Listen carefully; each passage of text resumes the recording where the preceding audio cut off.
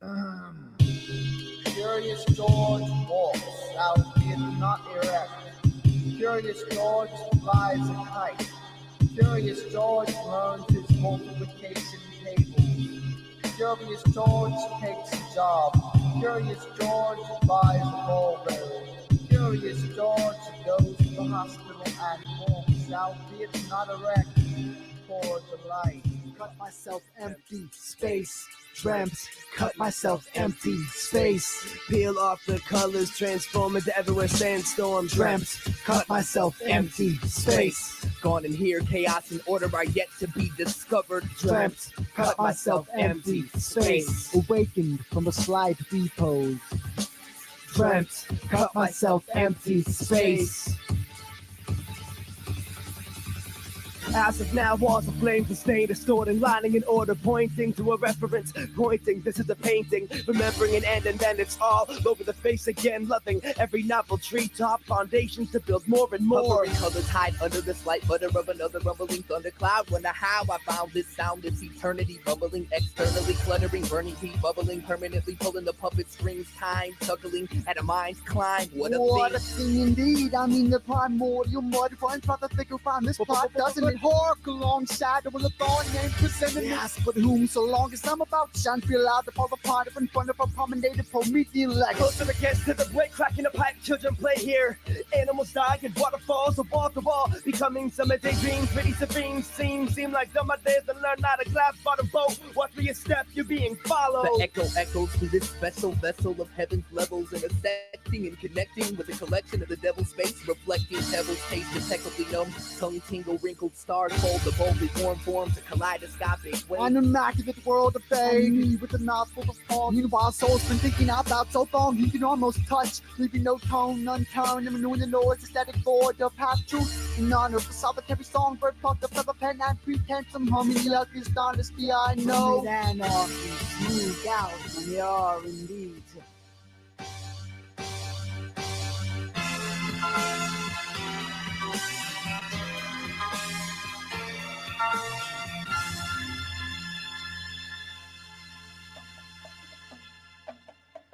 Well, if monsters could talk and if time recorded stealthy civilization, sunsets could be an album of bare photos. Take what you want, or will it make its mind for you? And an age-old expose and page fold, open book. Circuit for disruption, searching for my nothing, looking toward the button to turn off the horizon.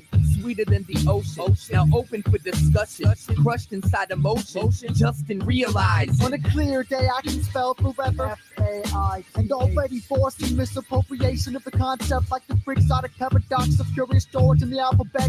For every pack of wild apes, a flag and a dripping tongue. Out on the range, and everybody's been reorganized. Science don't live here, there are no signs to read from. Eyes blinking, seasons are relative to a smack in the face. Let there be light and clarity in participants. Particles of starving souls hardly hold a hearty hold in this carnival. The Sharpie bow won't carve a hole in the artist's rose. It starts to pull apart your skull. Your card gets pulled, you lose control, confused and broke. Now the downfall is all you know. I'm newly enamored of nascent euphoria and naked epiphanies, making up for the same half truth. These book reports of 19th century French utopias always end up in eulogies anyway. I mean, don't they? Lead, guttural, firma, men's, lead, guttural, firma, men's, lead, guttural, firma, men's, lead, guttural, firma, men's, lead, guttural, firma, men's, lead, guttural, firma, men's. Curiouser and curiouser. Monkey-made monolith, albeit not perfect. Still the heavens quivers, the wind will wept, wings flap, lights flashes, and talking meters blink. And somehow we stumbled into this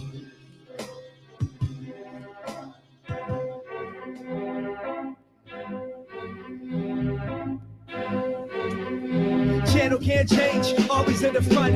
Can't see nobody waving goodbye or hello. Something that's lovely is invincible. All hail, falling all about managing, pick apart, architect a texture. When the birds dive and buildings of earth, it's a cave of plastic bubble. Magnifying the earth ain't dying. Welcome to a historical abortion that are making. This place could have been a painting. If it's denizens are more in touch with the most advanced means of perpetuation. This world is a castle. Everything here is vanished, but dimensions that people don't even have emotions for. Everything that you sing is an entirely different form as the person that came before. Enjoy this moment, stay here and sing it somewhere else.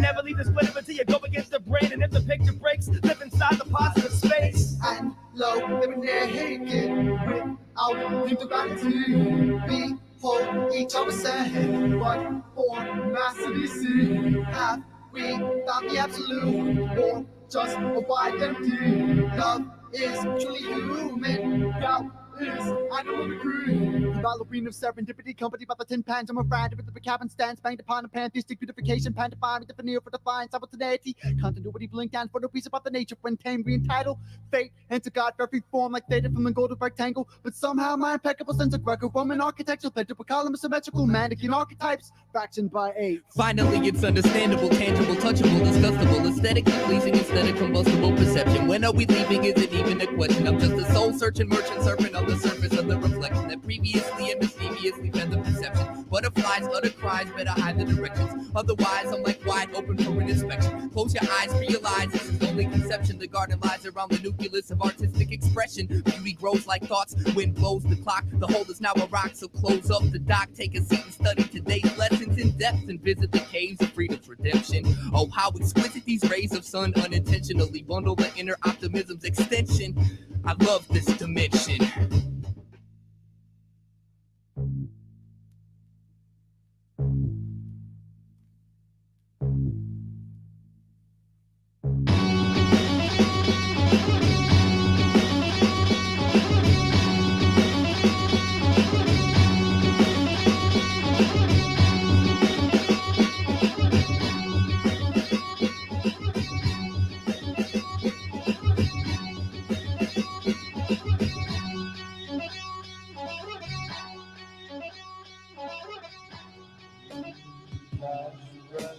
Taking pictures with the wax messiah.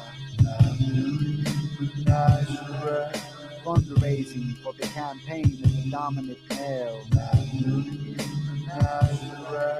Inward a groan, outward a roar. Feeding lions to the Christian.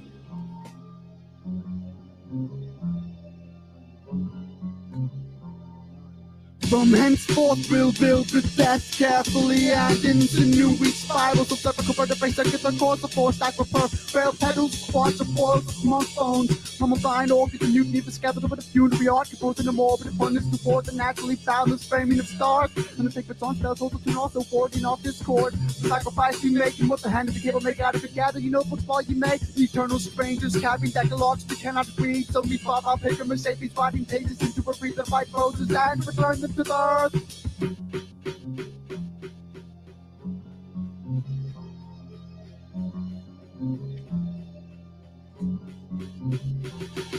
There's no time left, smoking girl. Chimney weighs a ton and there's no presents, these are gifts. Make all the faces a new exchange. Not to be stuck in the back until it comes around. Comment don't exist, well that's what was deserving. Hard workers don't make millionaires. But children that grow up and stare at the waterfalls all fall eventually into the same guillotine ahead of time. Bodies at decay. Nothing is forever. Like the lies that make the world turn and heads roll. Who's paying attention? Realizing our potential made stories of inspiration. Bleed in need of other cabins. Do what's happened, but that children. All children are born evil. Things only get better. All moves are good moves, and if we think hard enough, everything will disappear. Flowers shall grow throughout of this pollution. The earth is willing to stand and grow strong in the garden.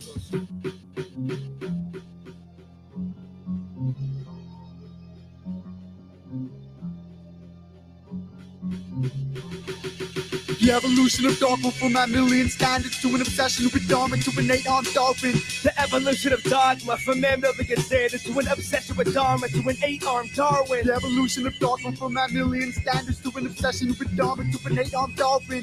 The evolution of dogma from mammalian standards to an obsession with Dharma to an 8-armed Darwin.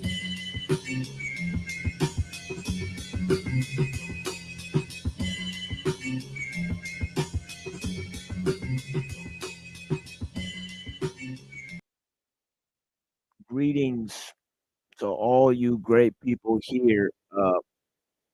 we are gonna be engaging in a debate today, impromptu debate, really with my friend here, Citra, and it is an informal sort of a discussion, So Hey, we're gonna can you hear get. me? Oh yeah, I can hear you, brother. Yeah, it's good to talk to you. Yeah, friend. We've been talking online for a minute.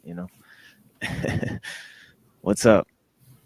Hey, so we are here to debate if science is a net benefit for the human race. That's right. That's right. Yeah, we could go with science. And of course, I see technology as an extension of science, So I think that one's pretty obvious, Yeah, So I and think it'll be easy to, you mostly know, if humans if they have an idea, they want to make it practical. yeah, that's right. That's right. And as they call technology, the applied sciences, and I don't know if you've ever really heard a lot of arguments against technology. That's kind of the reason why I'm having this channel and here really is because when I went to the university, I studied philosophy of technology, and I saw that a lot of the views, I guess a lot of people have pro views towards technology, which is obvious. We live in a technological world. We can't escape technology, so to speak. So technology is the great mediator of our time because it's a part of the so-called status quo. You won't hear many criticism of it. So people just take for granted that science and technology improves their life. So that's mostly what I come up against is just people who, they've never actually seen a different perspective of things, Yeah, but I'm sure, you're an intelligent man. I'm sure you've heard a I few heard critiques. about Yeah. mostly from the radical leftist ecological side, like go back Yeah. to no to like what about like 100 Hunter gatherers. Yeah. 100 years Yeah. technology and let's go back to it's mainly for like ambient ecological reasons. Yes. Yeah, that's one of the unique things about the way I argue is because I actually argue that there's no going back. So if people want to go back to some idealistic time, well, I think that we'll have to move on from here, wherever we go with technology, with there's no going all the way back. And I think that underscores one of my points is that we actually don't have a choice to go back to hunter gatherer times. That is underscores the situation that we're in, that the technological world that we're in, or the scope of use of technology that we're in, we actually couldn't change. you know and that means that we're not in control of the situation. That's one of the main points. Is that technology Do you mean constitutes. as a society or like as individuals? Do we have a choice or not? Well, we are a society composed of individuals, are we not? No, I So mean like if you talk about individual choice, then like it's completely possible to just go in a forgot forest and start a like human primitive society with like some crazy that's people you met online mostly. yeah. I mean that's the thing. I mean, how much choice does a single individual have in a technological world? You know, I mean, if you go and It's leave. most like if you talk about freedom, Yes. the freedom from things, then you probably have less. But the freedom to do thing, it's much higher. Yes. Yeah, And a freedom to like not have to hunt, not have to risk your life every day going. Like what happens if the forest is caught on fire? You probably die of hunger. Or if the river dries out, you probably have to move like 3 4 days straight up just just to get clean water, clean just water. yeah, and that's kind of a danger in today's world too, is that you know that an individual that as you said is freedom from is not the same as freedom to do something, and in that sense, we're opposed on both sides by technology, because say anybody wanted to use technology on their own, to improve their life. Well, most of the technologies are too large scale, to be brought under individual supervision or use, because they're dependent on these large scale systems, like for example, if you wanted to use a tractor or even a pencil, you would have to rely on manufacturers, that use chemicals and tools and things from disparate regions of the world. In a sense, we're not only alienated by technology, we're also alienated from technology. You know, individual freedom. Most people would have to agree to maximize your freedom in this world. The top two things you can do is get a car and a cell phone, but that's imposed on you. You know what I mean? You know, Well, for the car, it depends on where you live. For example, here in like mostly in Europe, you have a choice. You can pay for a car or go by like communal, like a bus or other like publicized way of moving. Also, you can ride a bike, an electric one or not. You have choice about that.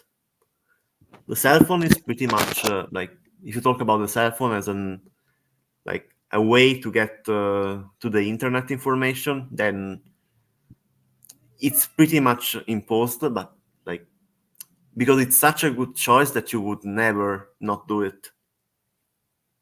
There's no reason to not do it if you can.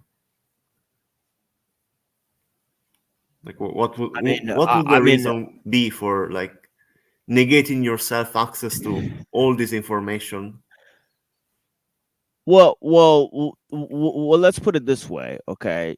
Say like maybe 20 years ago or so, right? People didn't have cell phones, right? They didn't regularly carry cell phones, right? Yeah. And what aspect of their life is improved by having one, yet what aspect of their life is totally damaged by not having one? It seems like we've created a lot of for example, we've been inundated by social media. Yeah. Like for example, if we create a cure for an illness, now there's gonna be the problem of people not getting it. But before there was the problem of dying, just because there was no way. 20 years ago, you could have informed nearly everybody about a disease that's going on with the use of the media. No, So I'm cell phones, not I'm talking talking about about cell that. phones. I'm talking that now that we build something, now there is a Yeah. problem for that thing. Like the problem was there before, but like for example, the problem of going to a library or owning books Oh, I see what you're saying. I see to what get you're saying. Yeah. information. Now you have Yeah. basically unlimited access and much more quick access to the information. Right. But see, the freedom of speech is the freedom to lie, is it not? So just because you have more information doesn't mean you have more valuable information. You know what I mean? Yeah, The but ability to freedom of speech doesn't. It's not from technology. It's from government. We say well, what that's where I speech would is allowed or not. oh, of course. Technology doesn't say that. Of course, but I would say that government is a type of technology, is it not? Yes, but You since know, man existed, if you talk badly about somebody, you're gonna get some type of repercussion. Like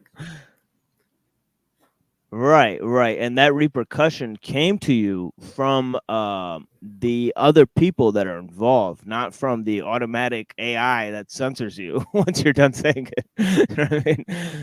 That's a yeah, but different the scale of. AI was built by humans. The code of the AI is like Yes, of influenced course, by humans. of course, of course. But so what? Human beings built tons of poisons. They built tons of killing machines. They built tons of It's whoopee cushions and it's like yeah. you say that if like the phrase homosexuality is bad is gonna get banned. The human that decides I'm this, sorry, I didn't understand you there. I'm sorry. Could you like say that again? for example, let's say we are on Twitter and Okay.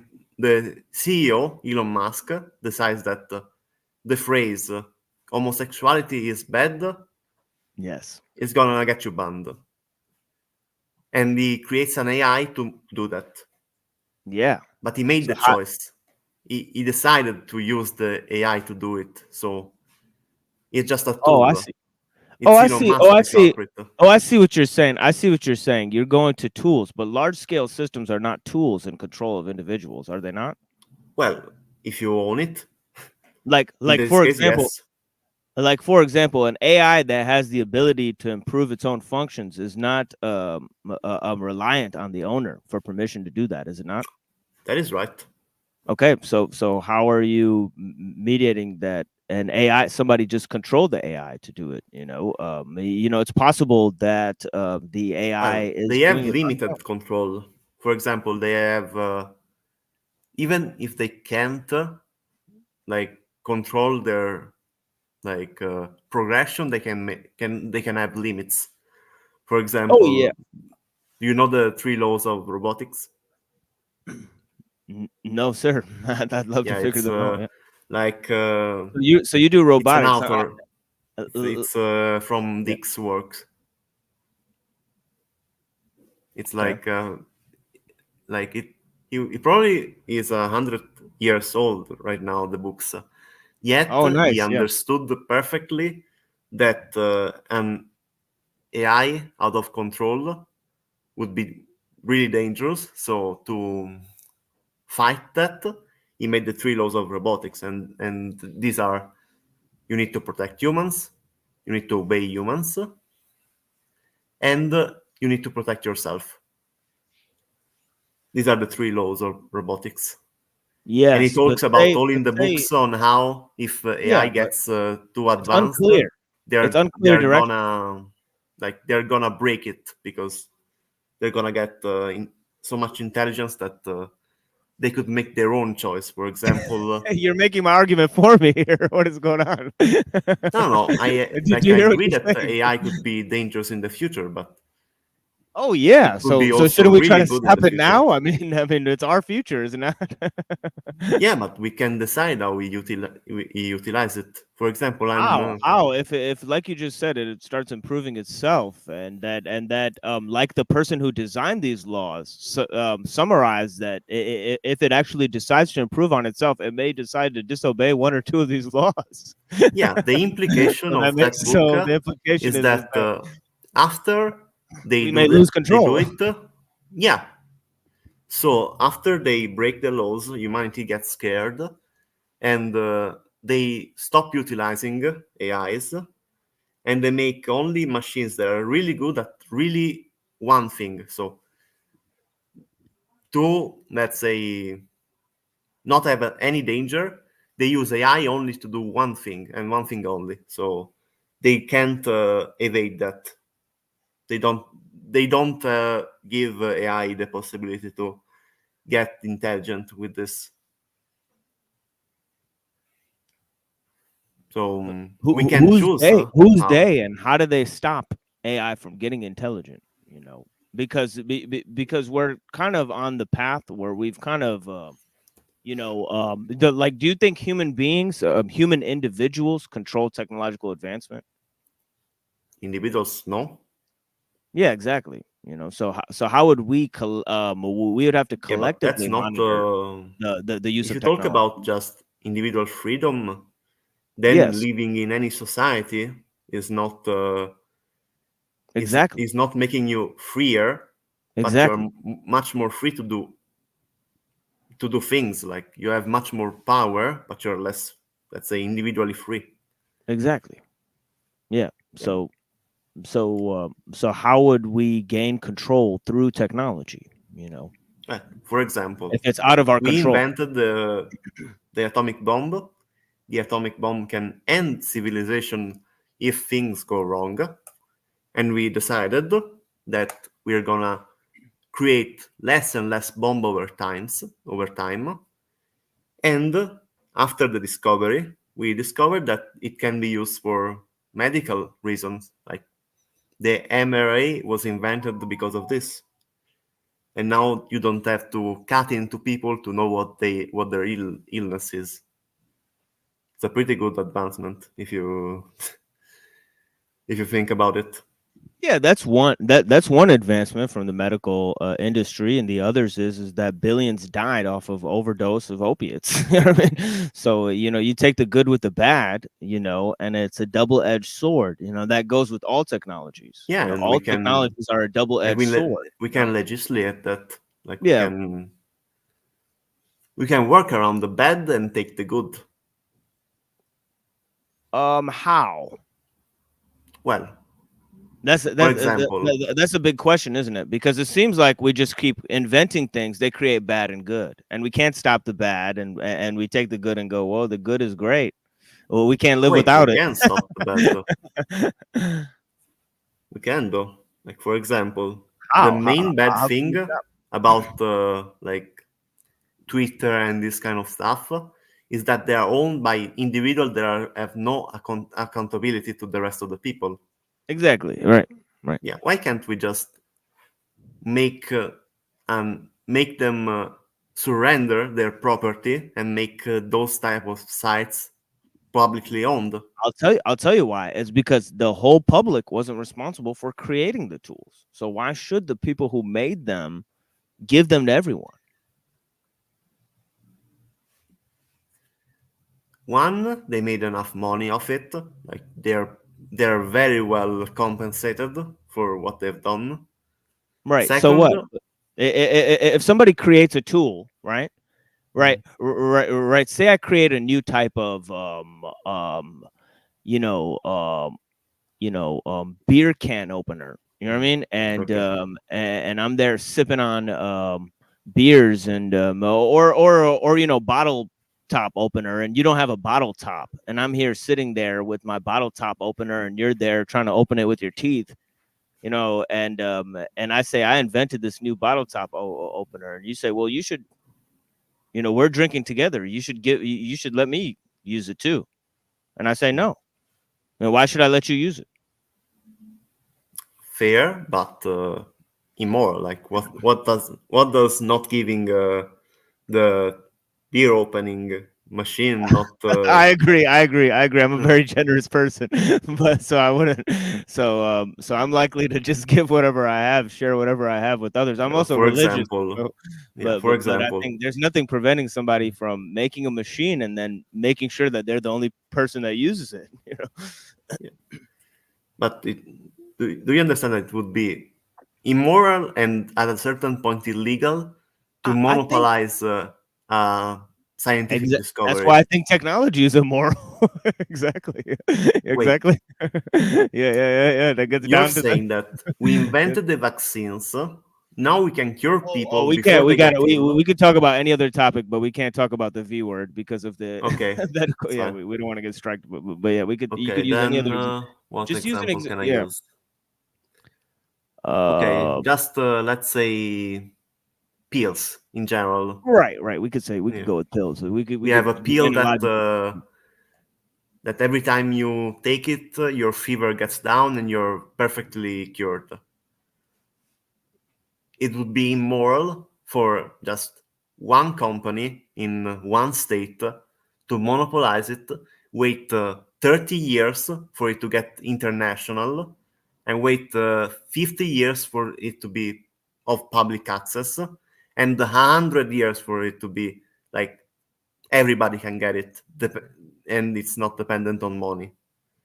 So for 100 years, people died / were ill because of your greed, because you were making money of it, or you thought that only your society your society is the better one and they should get it.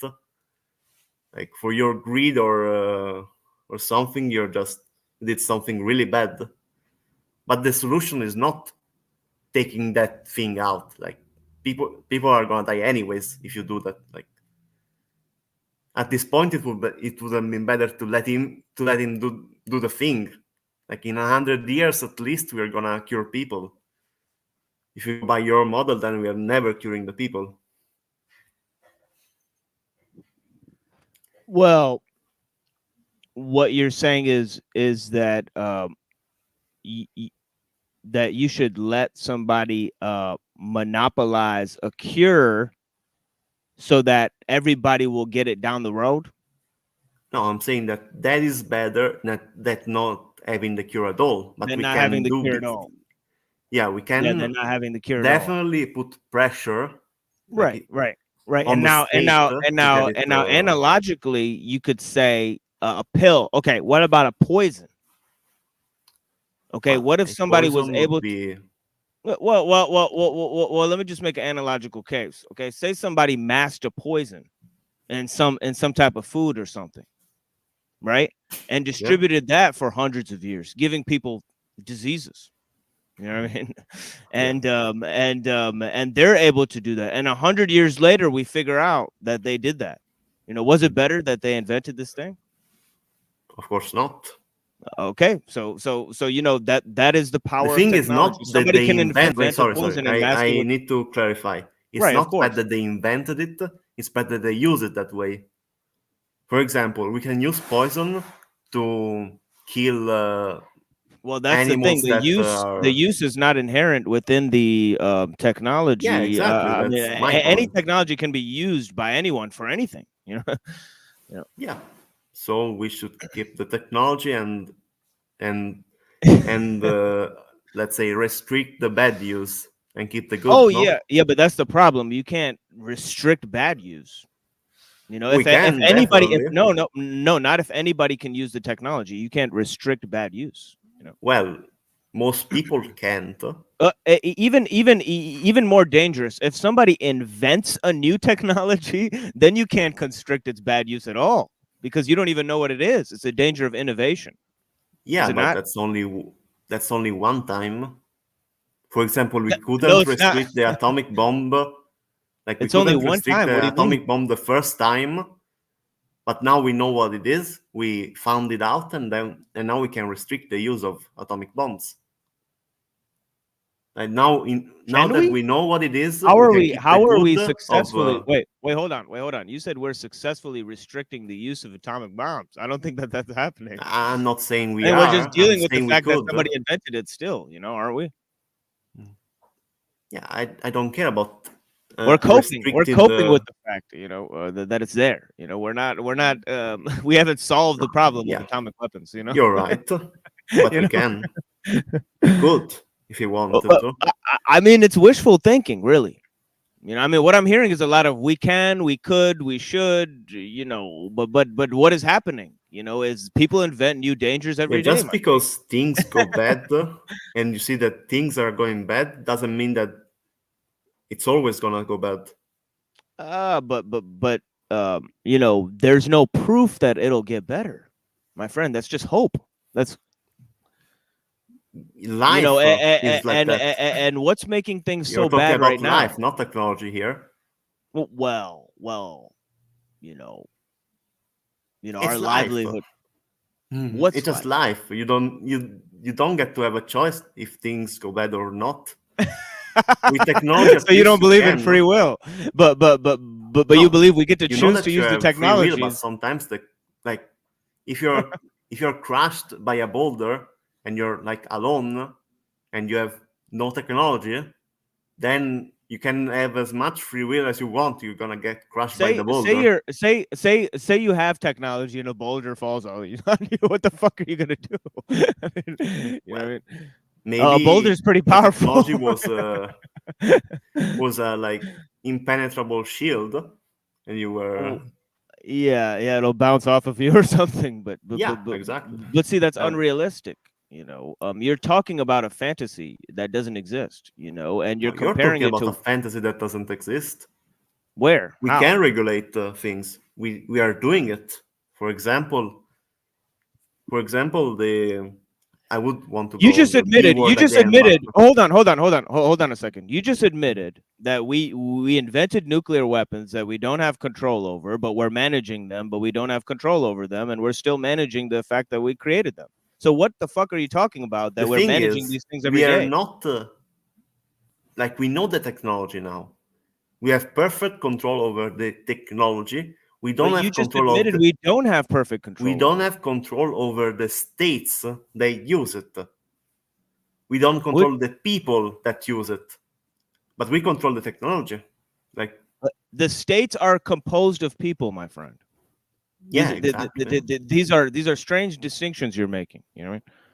Yeah, you're Between saying that life and having technology, between the control over a state and technology individuals. I mean, these is are the false same of distinctions. having control over a state, but it's not the same at all. Like, one, you're controlling technology, one, you're controlling the people who are using the technology. And how are they different? Exactly. Oh, I'm sorry, I'm waking Oh, sorry, up. I was listening to my mother. It's okay, my friend. Yeah, sorry. Yeah, Yeah, what were take you your time. saying? No, I'm no, take your time there. I'm actually gonna grab a little cup of coffee here, but yeah, give me 1 Okay. second here. Yep.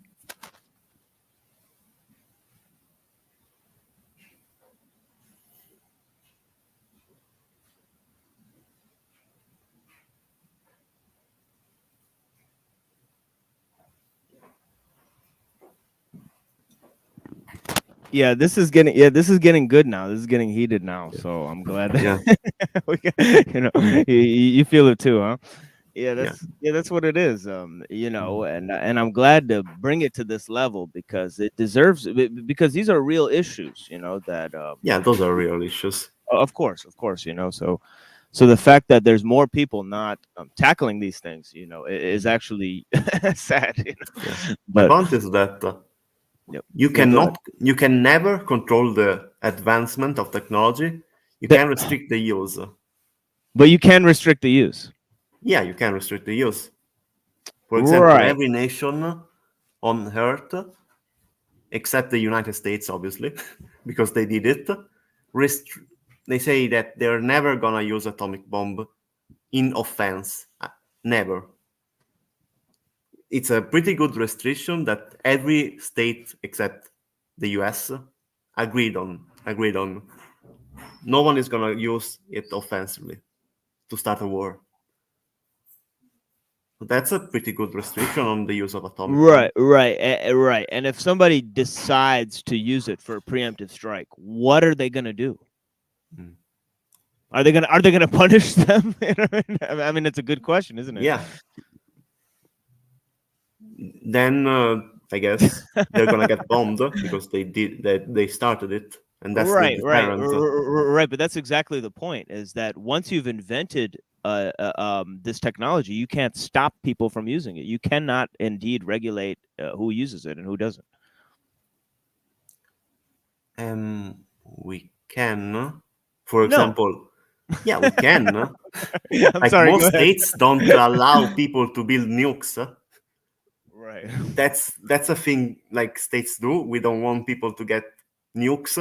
And they go past the restrictions, and they have secret programs, and you have to assassinate their nuclear scientists, and they might do it anyway. Yeah, but when did this happen? Oh, so many times. For example, I'm from Pakistan. So there you go.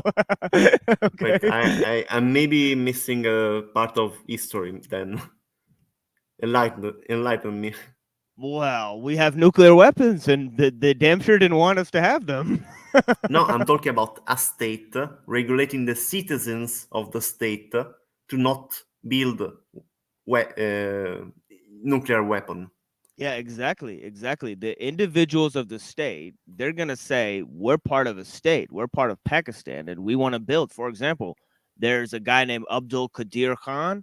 There's a guy named Abdul Salam, Dr. Abdul Salam, who created the theory of electroweak unification. He was actually very innovative in creating the design that led to the first atomic weapons. So, they were not only responsible for providing the science, but also responsible for building it themselves. Yeah, the thing is, it's impossible to stop to stop I agree. technology from I agree. advancing. I agree, but I think that represents an inherent danger because see, we're humans. We're trying to Yeah, control human changes. We're trying to build human states, and technology is something that we can't control. It's something that we can't control scientific innovation. The best we could do is manage its effects. And yeah. the question is that have those effects been collectively good? In the case of nuclear weapons, it seems like a slam dunk case that we've invented something we can't put back in the box and that we all are in perpetual danger of. Yeah, like the discovery of the atomic bomb led to many discovers like many discovery of really good things like the MRI, for example. So it's like saying, okay, we invented iron, like we know how to bend iron. Now we are gonna use it to build sword. Hmm. Yeah, but we can also use it to build buildings and other things. And now, Right. But like see, the but see, invent but of see, steel here's how it is a works. net Here's how it benefit works. for humanity. No, but here's how it works. In order to get the steel, right, you're gonna have to get the steel. First, you need people to get the steel, right? So, Yeah, so you gotta dig out the steel. Then you gotta melt the steel down. Then you need smith work. Then you need people who are smiths to work on it. They have to be trained and all that stuff. Now, a faster way you could do that is because what you figure out is that what you need is people. You need more people to build things. You know what I mean? yeah, So what you do is you don't build a hoe or a pickaxe. You build a sword because a sword is going to get you more people. Okay, you're gonna that is get true. you're gonna get a bunch of people with swords to go get a bunch of more people who used to pick up swords and get those people who used to pick up swords and wave them against you to pick up Yeah, pickaxes for you. scientific discovery is very much linked to the like material needs of people. And the biggest material interest of people is not losing a fucking war. Right. That is very bad. So Yeah. people So mostly so invent it's things clear that to go to technology is war. the yeah. I mean, technology is the premier tool of war. There's no better tool of war ever invented. Technology Yeah, is technology is war. the invention of tool. Yeah, technology is war, my friend. It is war. Okay. No, war is a conflict between people. Technology just makes it more deadly. No. Technology is what perpetuates war because there's no um functionality or use for a technologically advanced civilization living right next to a neighbor which is not technologically advanced. Historically, it just doesn't work. They're going to be taken over.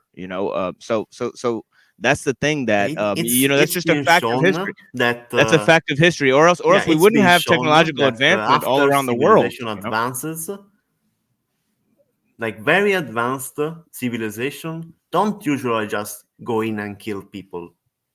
Mostly, they try to assassinate their leader. They try to get control of the state. They're not just gonna go to war. Like that's a good thing. Still bad that they're doing it. They could just make them like make share the technology and make them allies. That would be the best thing.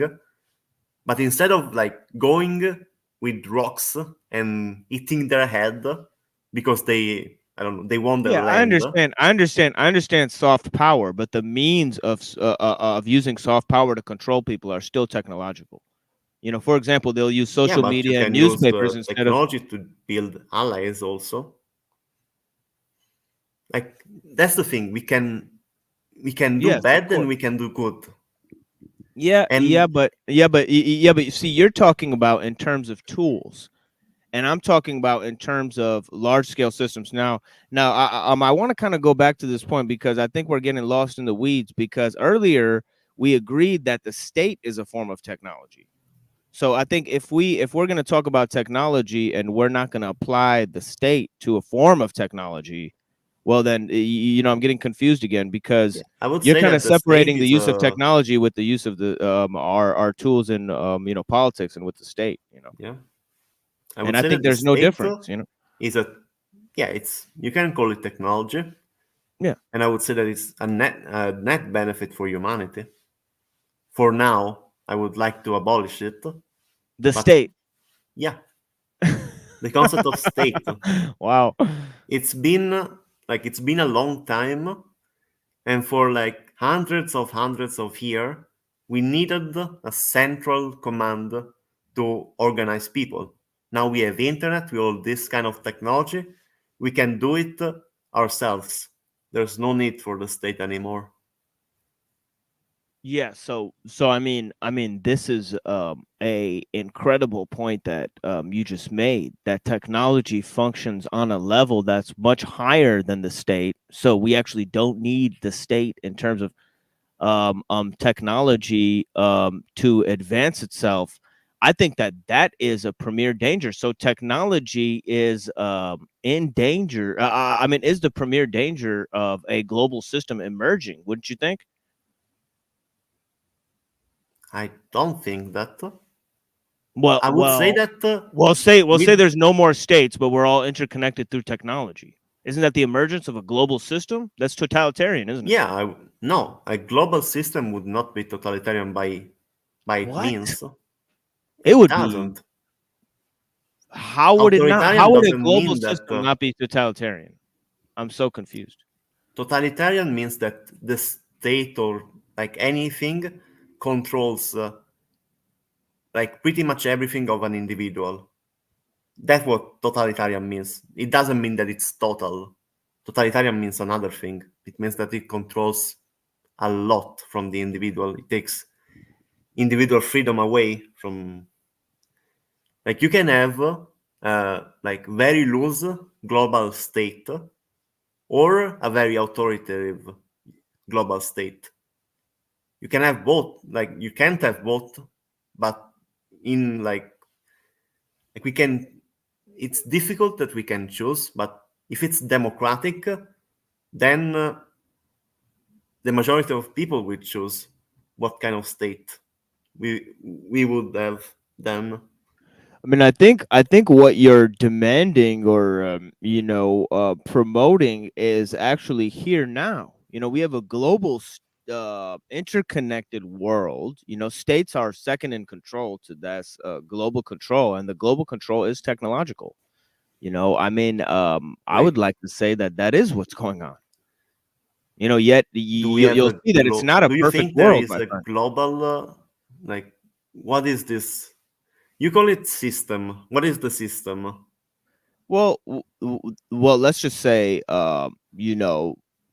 for example, there's only a few states in the world that have the capacity to form, nuclear energy. That's one example, right? Then there's only, Wait, pretty much any states in Europe can generate nuclear energy. yeah. So in other words, there's like one part of the world, So what about Africa, Asia, you know what I mean? South Like America, eventually, we're any of gonna those, get to a any of point. like the 90% of the rest of the world, you know what I mean? Yeah, and we should share our energy. We should Right, make it. right. Right. But the thing is that, there's a system of international trade right now. There's Yeah, international trade, not yeah, and international technology. Trade is yeah, found by yeah, humans, not. yes, it's technology that causes us to do the trade. It's what No, facilitates the trade trade. is It's not always it's not it's been. not humans that facilitate the trade. It's technology that facilitates the trade. Yeah, but trade, like by means, it was done by humans since the dawn of time. Of course. But the capacity for international trade, my friend, has not been since the dawn of Yeah, time. but It's for been only now, example, and the means that they use are technological. Is that yeah, not for right? example, if we look back at human civilization, the distance between a tribe and another may be small, but since there is no way of traveling that far without risking your life, even if it's like 1 or 2 days by foot, it would be an incredible distance. And the difference between those two tribes would be really, could be really, really high or really, really small. And the trade between those two agents would be the same, basically, between the trade of international level that we are using right now. It just got bigger. It didn't become more evil or more good. Just got bigger. Well, it's not And that it actually, gets we can bigger. stop that if we It's just want. that you can walk to the other tribe, and sure, it's dangerous to walk to the other tribe, but thousands, almost maybe like 30,000 people a year, in this country alone, maybe die in car accidents. So you know what I mean, right? So you could just get in a car, just Yeah, go and 30 the minutes away, and incident end up happened dying. fewer and You fewer. know, If huh? when the battle, like if you talk about death by travel, then the death by travel that we have today are much lower than the death per capita that they had That's before. not true. That's not true because Well, that is true. no, it's not true because people were not dying 30,000 people a year in cars back then. Yeah, per capita. Per capita. There were much fewer people back then. Yeah, there was much fewer people traveling. But for example, how many people die of hunger today? A lot. People for Right. like pre-technology standard. But per capita, people who died of hunger back then were much more per capita, at least, How would you know that? because we know it. For example, life expectancy was like 30 years. I've heard conflicting reports on all of that. We could have Trad Culture Preservation Society in here. He's got all sorts of anthropological data that refutes what you're saying. But For that example, that what? people's Like, for example, health and all that stuff is actually better in tribes and all that stuff. That medical science is actually constituted. It's created a lot of issues. We've created diseases. Willy nilly. I mean, this is not a joke. Medical we have science. created diseases. Yeah, Yes, mostly we find diseases and like we we like for example, autoimmune illnesses. You know, you yeah. know, Yeah, we've created some of them. It's not just a thing. It's that we ingested some chemical, it mutated our genes, and now we have to take Wait, medications for genes? it. It's not genes. The autoimmune disease. I don't know the mechanism. I'm just giving an example of something. I'm not a One, medical it's professional. I'm just saying yeah, that. autoimmune Well, can be cancer, for like example, you can take cancer. There's hundreds of thousands of types of cancer that are caused by modern technology. There you go. yes, it is true. That's why we regulate. We regulated, for example, the amount of smoke that people can like be passively, like for example, we regulated that you can't let people be near some types of industry that will cause them cancer. You can't let them be near of like nuclear. Notice what you just said. Yeah, we are Preventing them. taking the good. We're preventing them from problems that are also technological in nature. Yeah, I but mean, for example, that's always a trade. you're saying we're solving a problem, but it's a solution to a problem for something else that we've created. Yes, but So I just want to know. I just want you to for notice that you're example, saying that. the industry and the nuclear like the way to get energy with nuclear, we get a trade. We get energy, or let's say the industry was producing iron. We get the iron and we get the energy. And if people were close, we would get people that dies for it. But we can eliminate the bad outcome, just not let them near, and we get the positive outcome. We get the steel, we get the people who work there and earn money, and they can live Do you well, do pretty you good really think lives. that's what's happening? Yeah, like in my That's not what's happening. That's not what's happening. They don't change the danger of the thing. They just have other people face the danger that live far away from this country and produce the things for us, so that they face the dangers of being near the factory. no, yeah, like Yeah, yes, yeah, that's what happens. You know, I'm just telling you the yeah, but reality. we can change that. Yeah, we It's can simple change actually. that in your fantasy world. We can change it, but it's not happening. No, That's no, what I'm not in my like. For example, we can just with modern technology build something in like a Will we? desertified area Will we? Is and have is no people near it. We can do that. We just need to regulate that person, like that individuals cannot choose to build these machines in the area of people. Like you can't have them near. Just because there are stronger states that don't give a fuck about human well-being doesn't mean that it's never gonna happen. For example, those states in their countries they don't do it anymore. While before they did, they had those types of technology that hurt people both in their state and in other states. Now they have only in other states. What if exactly? what if everybody They're is willing to use things until it affects the technology. In other words, it's so um you know, inconvenient to abandon the technology that first you'll use it on your own citizens, then you'll use it on other people. but you can use it on nobody. Yeah, you can, but they won't. They won't because of intricate global economy just Exactly, by exactly. the it's really Exactly, complicated which why is an they expression of the decide to do it. technological system. You know, the global economy is an expression of the technological system, which is what Yeah, I've been. but the global economy right now is dictated by personal profit. We have investors that can't And I care know, less about what happens yeah, and I know that with the you're a people. socialist, though, you know, Yeah, because I'm I a read that socialist. on your yeah. So Mm. because our friend here is ask him by what standard he judges if technology is better or worse as a whole. So that partially answers. You know, he's going for maximal benefit to everyone. You know, Yeah.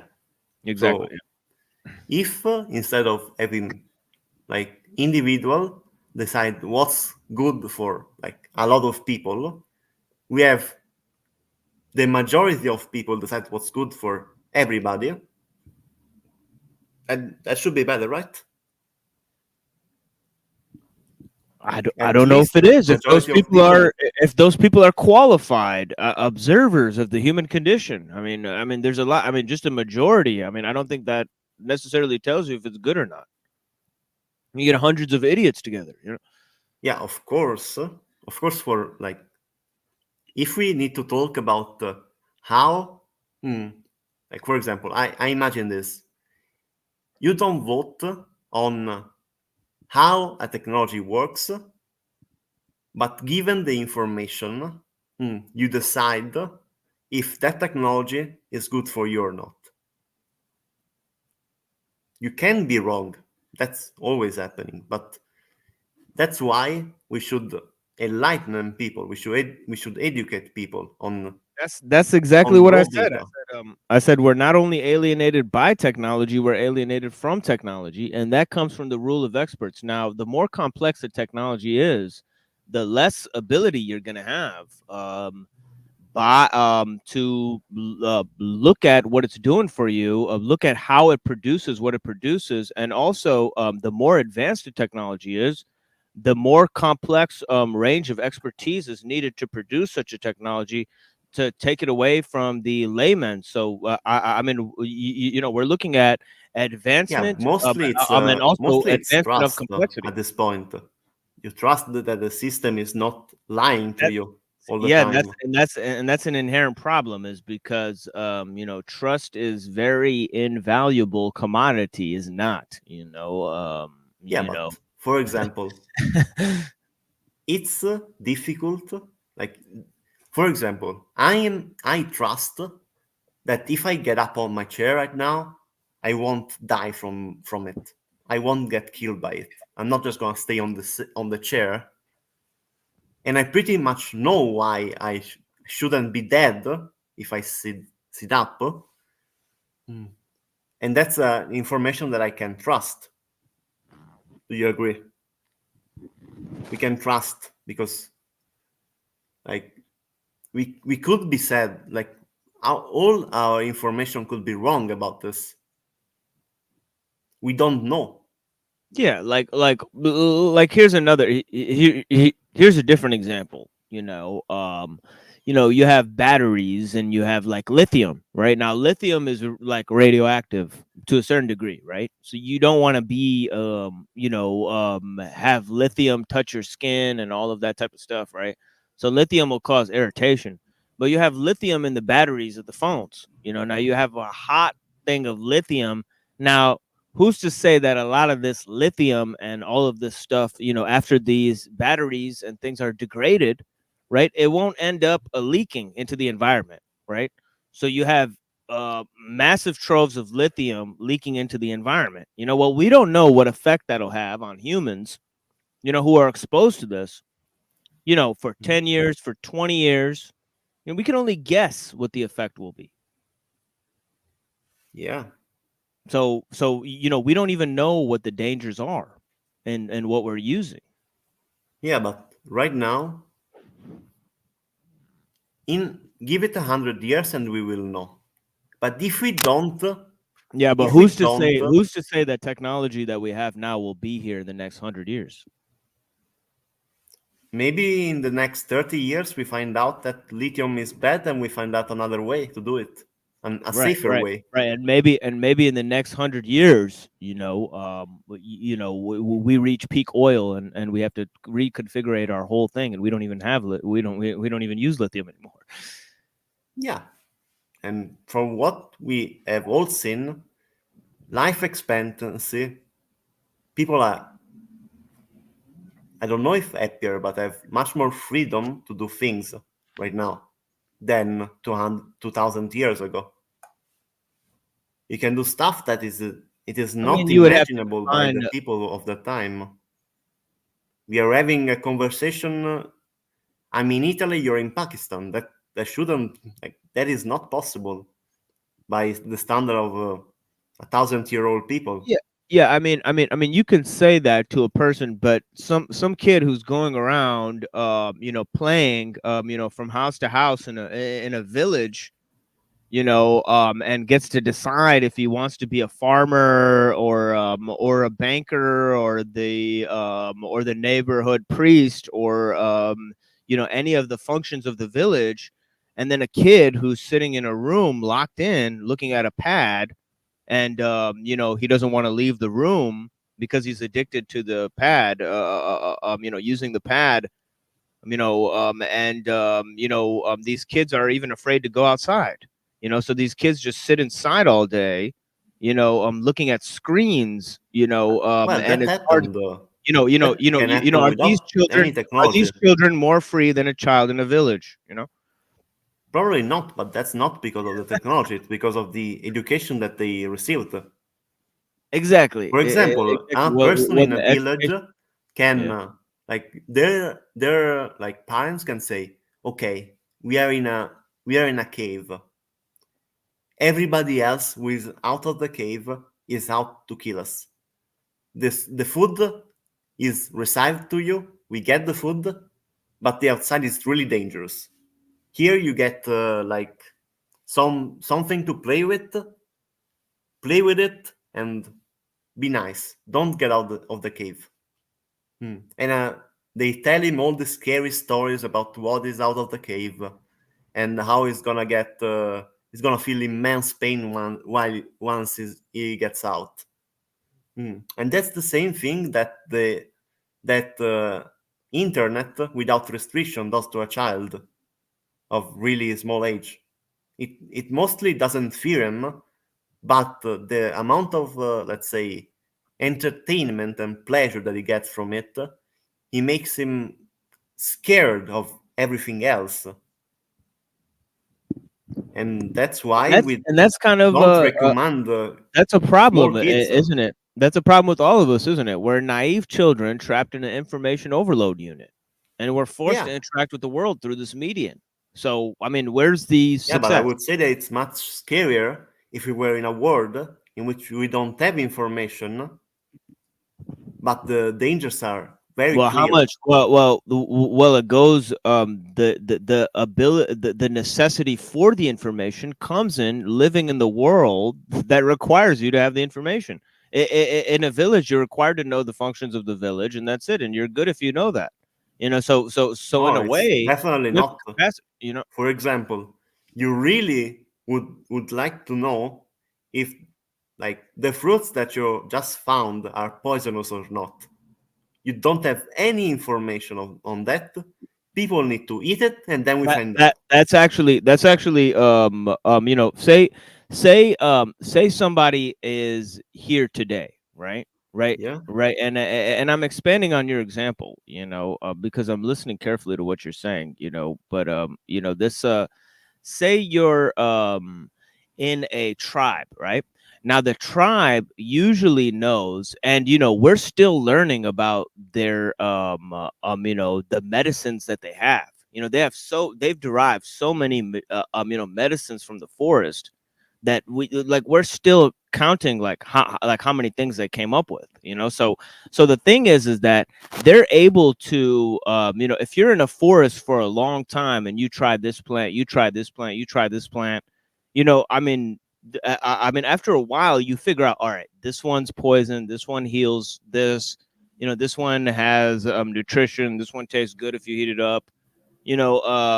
You know, you figure that out. But today, right, if somebody wanders out into the woods without a cell phone, you know, goes even into a supermarket and reads the labels, they won't even be able to produce comparable information with their cell phone about what's written on the fucking label of what they're selling in the supermarket. really. I think you can pretty much understand what depends No, on the no, you object. can. No, you can. Like say there's some chemical I could pick up right now, go into my pantry right now, and pick up a bunch of food, and find an ingredient in the food that's based off of some chemical, even sometimes some sort of petrochemical, you know, that isn't Okay. routinely being able to be digested by the human body, you know, and not even know how the fuck they put it in the food to begin with. Uh, Yeah, that's not scary, even by looking honestly. at the cell phone for hours would I be able to figure this information out. Only if I went to a university and studied how they derived this material would I then be able to understand what's even in my own fucking food that I'm eating. See the Yeah, but danger? for example, let's say this example about food.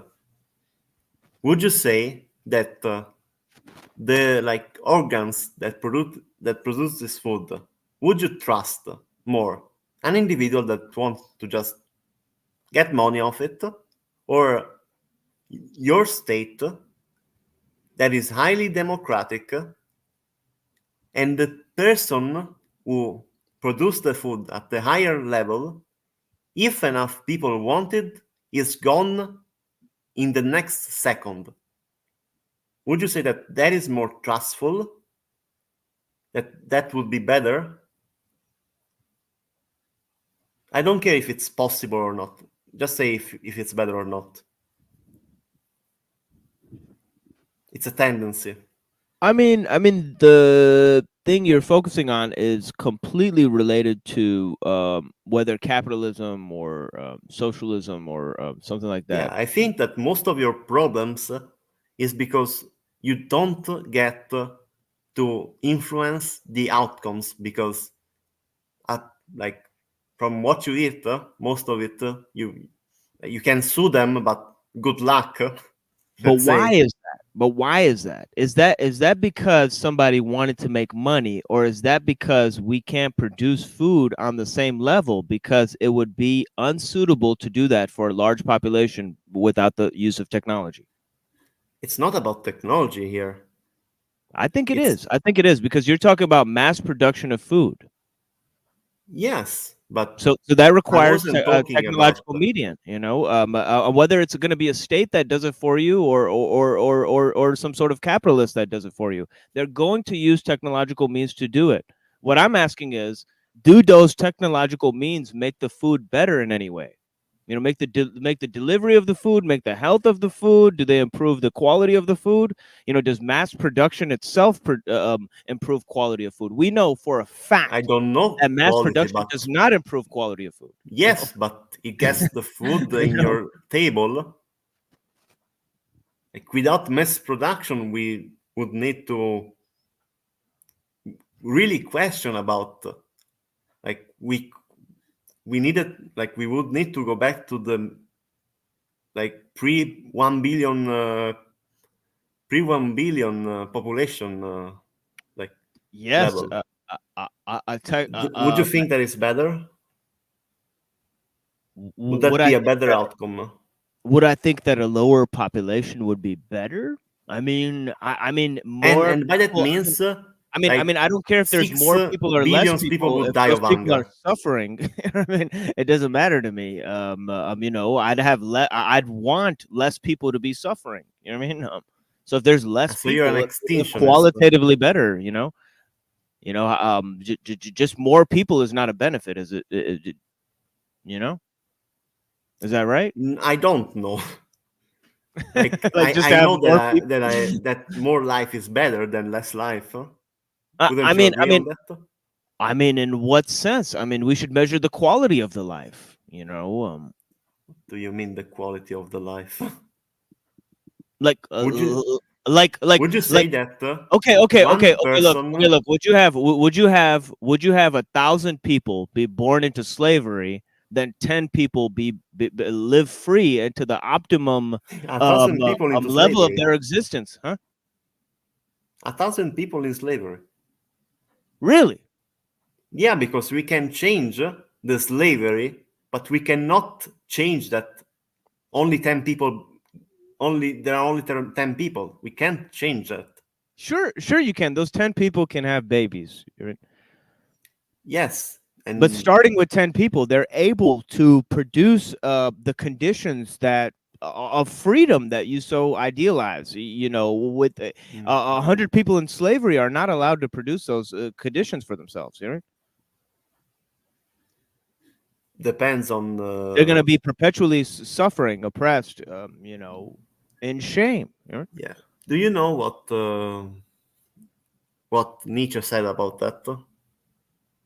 That slavers, like slavery or workers, Hmm. with time, like the masters need to share the technology with them to just get on to work, to make useful labor. They need to share the technology, share the informations, and once they share it, now the slavers, like the slave, are gonna be more intelligent, more knowledgeable than the masters, and give it a length of time, and the situation is gonna get reversed.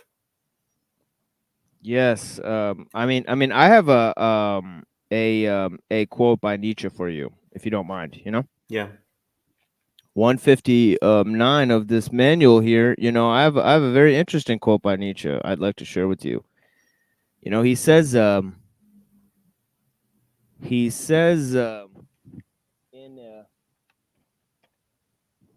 this is in Genealogy of Morals. He says our entire modern day our entire modern way of life has the appearance of sheer hubris and godlessness. He says our whole attitude toward nature, the way we violate her with the aid of machines, and the heedless inventiveness of our technicians and engineers is hubris. Yeah. If It's hubris. people It's use scientific hubris to think that you can control nature. You know, that's what Nietzsche said about No, technology. it's hubris that you, for like your own satisfaction of inventing stuff and using it, you can't just ruin nature because you want to. It's a Yes, hubris. and he said that's exactly what we're doing as early as the 1800s. You know, Yeah, I would agree. Like there were massive factories back in the days of course, yes. that in which child worked on it, and it was awful. Thank God we changed that, and thank God we can change also the climate change outcomes. Well, that's going to be a whole nother discussion. We could Yeah. debate Also, whether if climate you change is. think, wait, you don't think climate change is real? I have my doubts on what the issues are, you know, but I would say that you know a But lot that's of the biggest harm that is done. no. I'm It's the sorry, what was biggest that? harm on the world. Like the world, not on the world, on the humans. Like humans could literally go extinct in 100 years if we keep going at it. Well, I'd like to ask you if you believe that anthropogenic do you believe that that's anthropogenic? Oh The yes. climate change? Okay, well then you must be real critic of technology, sir. Science and technology. No, we have gone to a point where we cannot change what we have done without technology. We can use technology to reverse that. It's already been shown that That we can seems do it. like a quixotic paradox, doesn't it? Because how would you use the same thing you used to ruin the world in order to fix the world?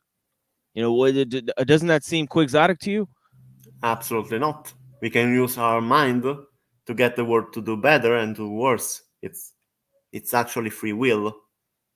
Yes, yes, and I'd like to go back to this issue of large scale technology because we're going back to the free will, and I think that to a certain extent we don't have the will to control large scale technology, and then you also said that there's no going back. So in a sense, we don't have control. You know, we don't have will to go back. You know, so to Well, speak. you So can, but the choice is extremely skewed.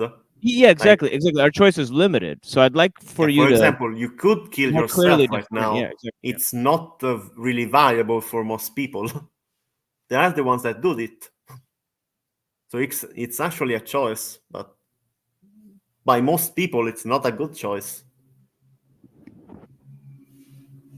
Um, but I'm talking about in terms of you know, free will in terms of technology. You know, because see, Yeah, like for the material gains, like for material factors, using technology is much better than not using it. Like living in a society where you're much more free from danger, much more free from diseases, much more free from starving is much better than just going in the jungle. yeah. Now we go back from freedom from.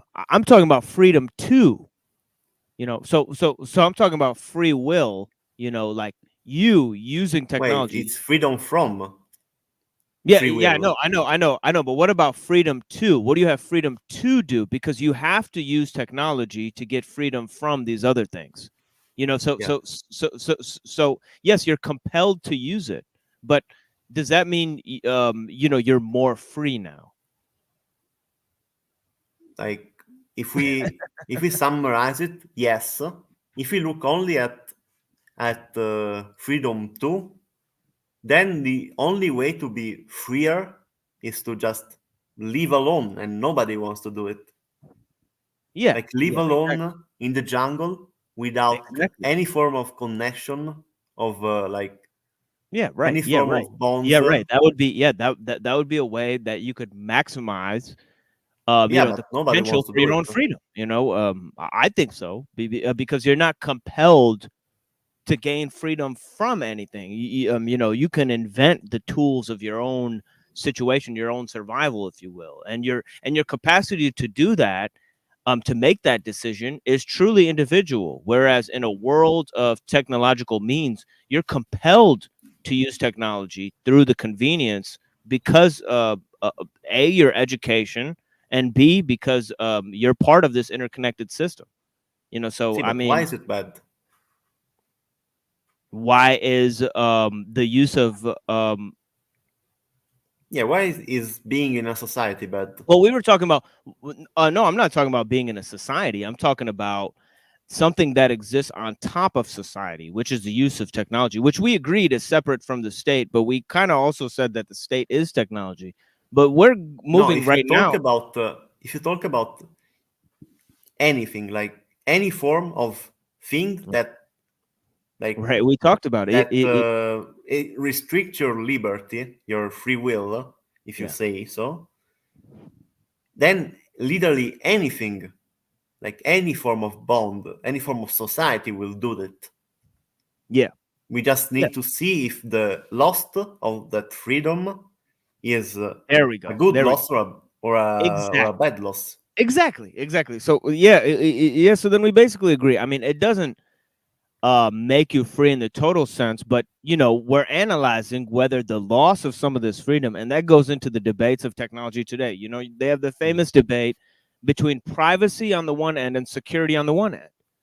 Yeah, Because you have more large scale technologies, you lose in a sense a certain sense of privacy because yeah, they're more pervasive. But you gain power through that. You gain the more information, and that information makes you more secure because you're yeah. able to Let's know say who's coming in, who's coming out, all these types of things. So we make in this a trade every day. society, But see, yeah. there's always this dichotomy. Freedom is like starts and ends when the freedom of others start. So if you're not living alone, but you're living with anyone, your freedom stops when their freedom starts. So then, And so we then, must say, yeah. So for then, so then, example, we I mean, can say isn't that it I inherent good? would Is say, freedom an inherent good?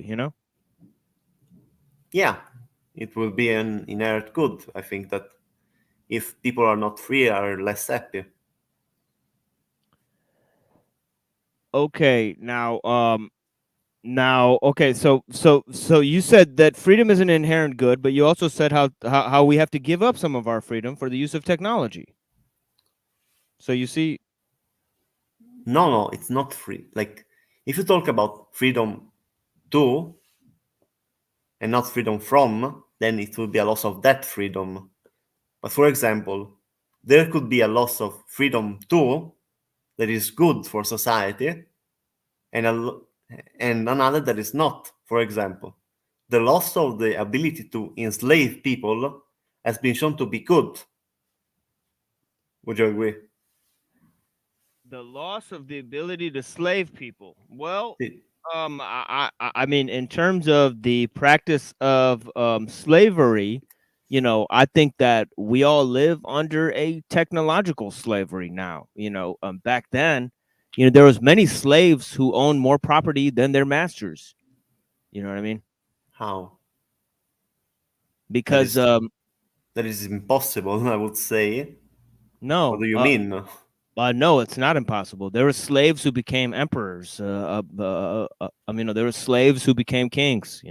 Just because you were a slave, You were, and not while you were a slave. a slave meant Yeah. that you were being integrated into the society. You were part of a society that the society that conquers you, that conquered your civilization or whatever. You know, you're trying to be integrated into that society, so you're taken as slaves. So basically, you're an indentured servant. Most slaves in the ancient times were like indentured servants. They were not Yeah, like but mostly you had much less rights. If you were killed, pretty much nobody would care. And it would be much easier for the owner to get away with killing you than anything else. So would you say that the what's the ability to difference today?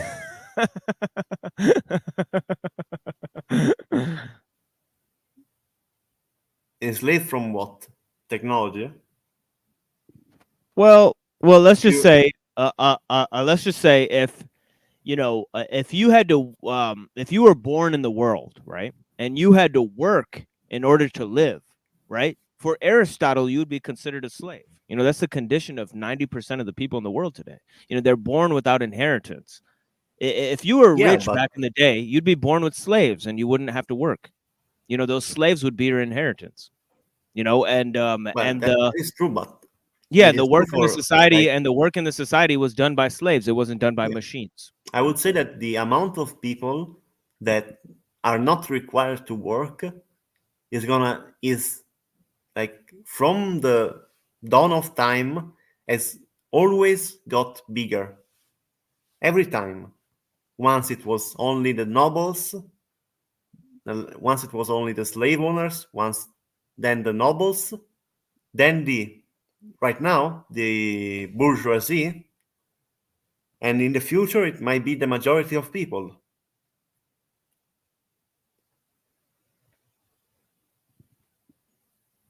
It only got bigger with technology because the amount of work that you need to do has always been less and less. For example, before you had to hunt the animals, now we can farm them. Before Yes, you but the to thing is mine, that yeah, yeah, in order to farm animals on a large scale, yeah, you need industrial farming techniques, right? Now, those industrial farming techniques, right? If you're going to create, for example, a concentrated feeding operation to feed millions of people, right?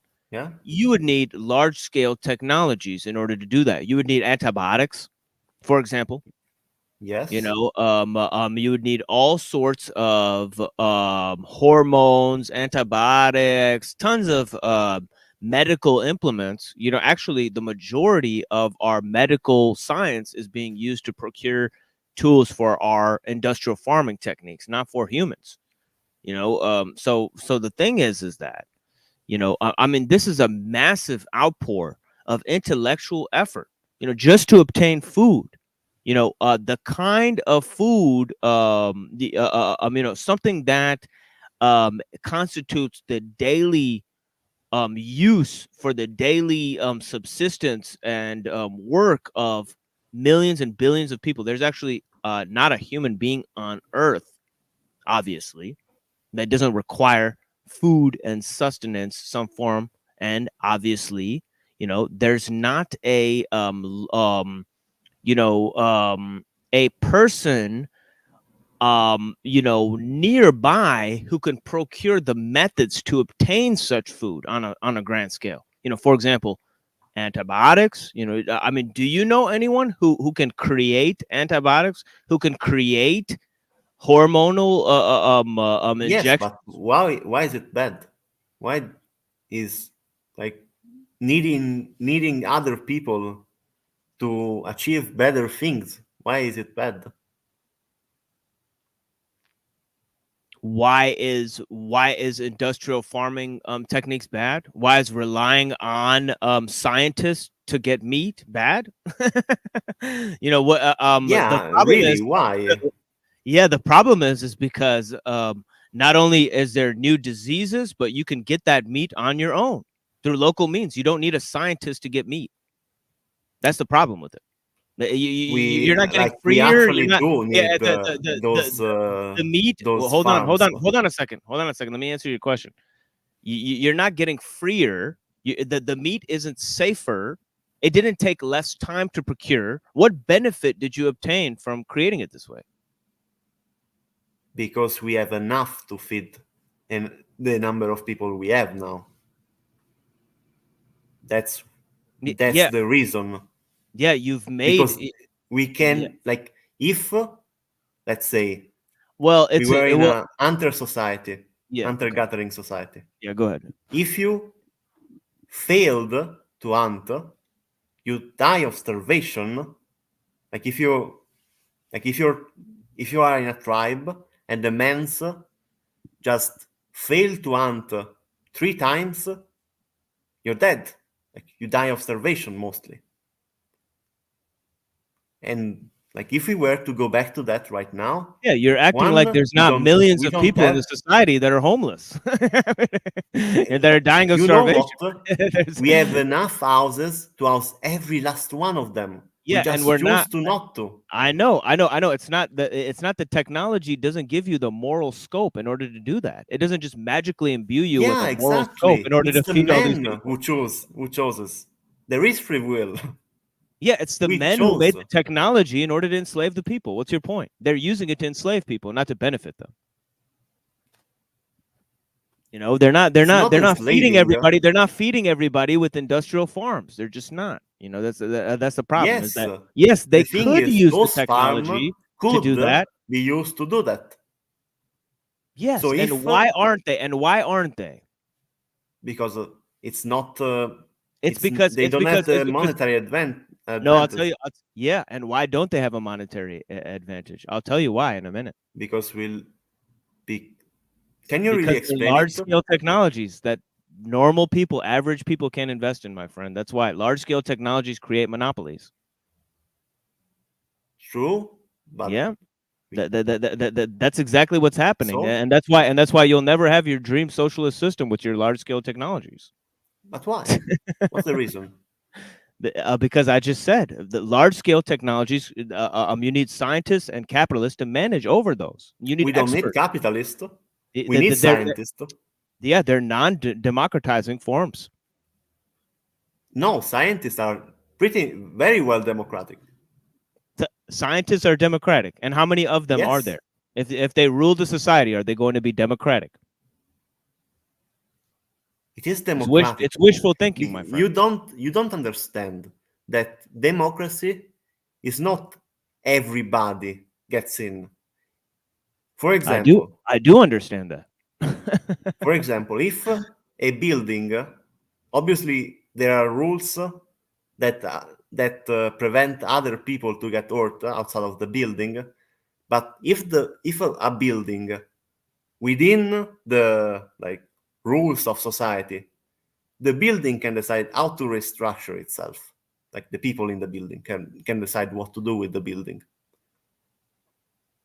So where is the harm in that? Because they're not. For example, I'm sorry, I they're got not a bit deciding lost. what to do with the building. For example, if one of the the person will choose what to do, but we'll have to pay someone who can do it, mostly if there is no one who can, no one who has the knowledge, but everybody can get the knowledge if there is a system that allows it. Right. Everybody can choose to and that's the learn thing in a is system that allows it. that we don't live in that system. You're The right. reason is the reason is because the people who are experts, right? They can engineer a society in which certain types of people get that information and certain other types of people don't get that information. And this is what we Do call you really regulation. think This is that, what we call regulation. do my you friend. really think that the scientists are doing this instead of the politicians and the capitalists? You think that this is the work of the scientists? Well, The scientists are just people that are being used by politicians. yes, they're and being by used very well by them. That's the problem. yeah. They- Then let's cut the they're politician not and in let's control cut the of themselves. capitalists. Well, capitalism is a science, is it not? Economics, is a science. Run by economic No, experts. Yeah, they're run. Yes, and Yeah, those economic it's run by experts. economic experts and people Wait, who. do you know that Adam Smith, let's say the father of capitalism, I would said argue if he is the father, I would say it's John Locke. Yeah, why John Locke? because he created the notion of property. The notion of property was like a fucking it's 1,000-year-old. I don't think John Locke created it. Private property? No, all the property was ruled by the king before. Yeah, it is private property. Yeah, yeah, yeah. So the concept of private property was That a not. person could have labor, do labor, and then earn their money, and then have their own private property. That notion pretty much comes from, John Locke. Okay, so In my opinion, and yeah, they say that Adam Smith is the father of capitalism. Of course, in terms of the theory, and all of that type of stuff. The kind of the science behind it, and the philosophy behind it. Of like rational self-interest and that sort of thing.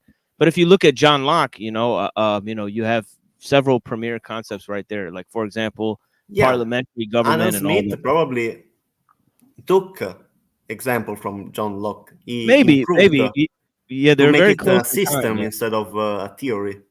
yeah, Let's say yeah. he's done that, and by his own, in his own writing, he says that wealth must be redistributed, and there needs to be a social welfare by the own mission of the basically father of capitalism, and we are not doing it. His calculation was off because he thought that people would follow their humanity instead of the money, but they follow the money instead of the humanity. Yeah, I I think he mean, agrees that what he created a system in which he wanted to get people to have, like, every people needs to have the same chances, but he created a system in which that was not possible. He wanted to create a system in which was possible, but in the end that system became one that if you're richer, the richer you get, the more chances you have. And also, to get rich, you need to use people. It's not a good system by that. And by yeah, I using mean, people, you think you're above them. So for a capitalist that is being born into this philosophy that is life is worth more than maybe 1 million of normal people, how is that person gonna think about the normal person when he invests, or when he, for example, like any capitalist, no, I mean any billionaire today could buy houses like in mass and completely shut down the housing market. They could just do that. We have no control over it. The system allows it, and that would be an extremely bad outcome. yeah, I have a quote by George Orwell. I'd like to engage you in. He says, private ownership is only tolerable when every individual, um, or family in other or other unit is at least moderately self-supporting. But the effect of industrialism is to make impossible for anyone to be self-supporting, even for a moment. Industrialism, once it arises above a fairly low level, must lead to some form of collectivism.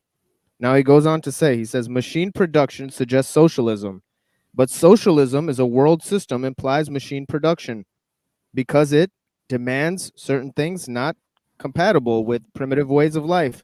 It demands, for instance, constant intercommunication and exchange of goods between all parts of the earth. It demands some degree of centralized control. It demands an approximately equal standard of life for all human beings. Yeah, So that is in good. other words, large scale industry, which is the impetus for capitalism, actually leads to socialism or collectivism. Yeah, Once it gains too large of a scale, these things have to be managed by the state, as they are by nuclear energy. With the example of nuclear energy, no but private individual can just start up a nuclear energy, business. They have to be, follow the give it government some time, guidelines. and maybe America will do it. Time, that's your answer to everything. No, I mean, like Iran just legalized selling body parts. I guess, like in this system, we can, like, I'm That's pretty a sure step that in the will positive happen if direction, we right? if we let it go. It's a step in the positive direction. Where we got got human Yeah, bones for sale on eBay. It's progress. yeah. I'm just That's for kidding. my point. We can use technology really bad or really good. It's our Yeah, choice, really. yeah, yeah. Bless We you, just man. gotta Bless. understand that we have the power to change it instead Yeah, of you're. giving up and refusing to vote or to fight for the right to vote. Yeah, I'll tell you today and here right now, my friend. It's been a brilliant and beautiful discussion with you. And Mm. I'd love to do like a formal, like you do 10 minutes, I do 10 minutes, Yeah, we yeah, could and get like a moderator. I'd love to do that with you, man. It'd be awesome, But yeah, it was a really great conversation we had. You're a very intelligent person. yeah. You too. We say Thank you. mashallah, Mm. which Oh, means yeah, I know, I know. yeah. I know that much.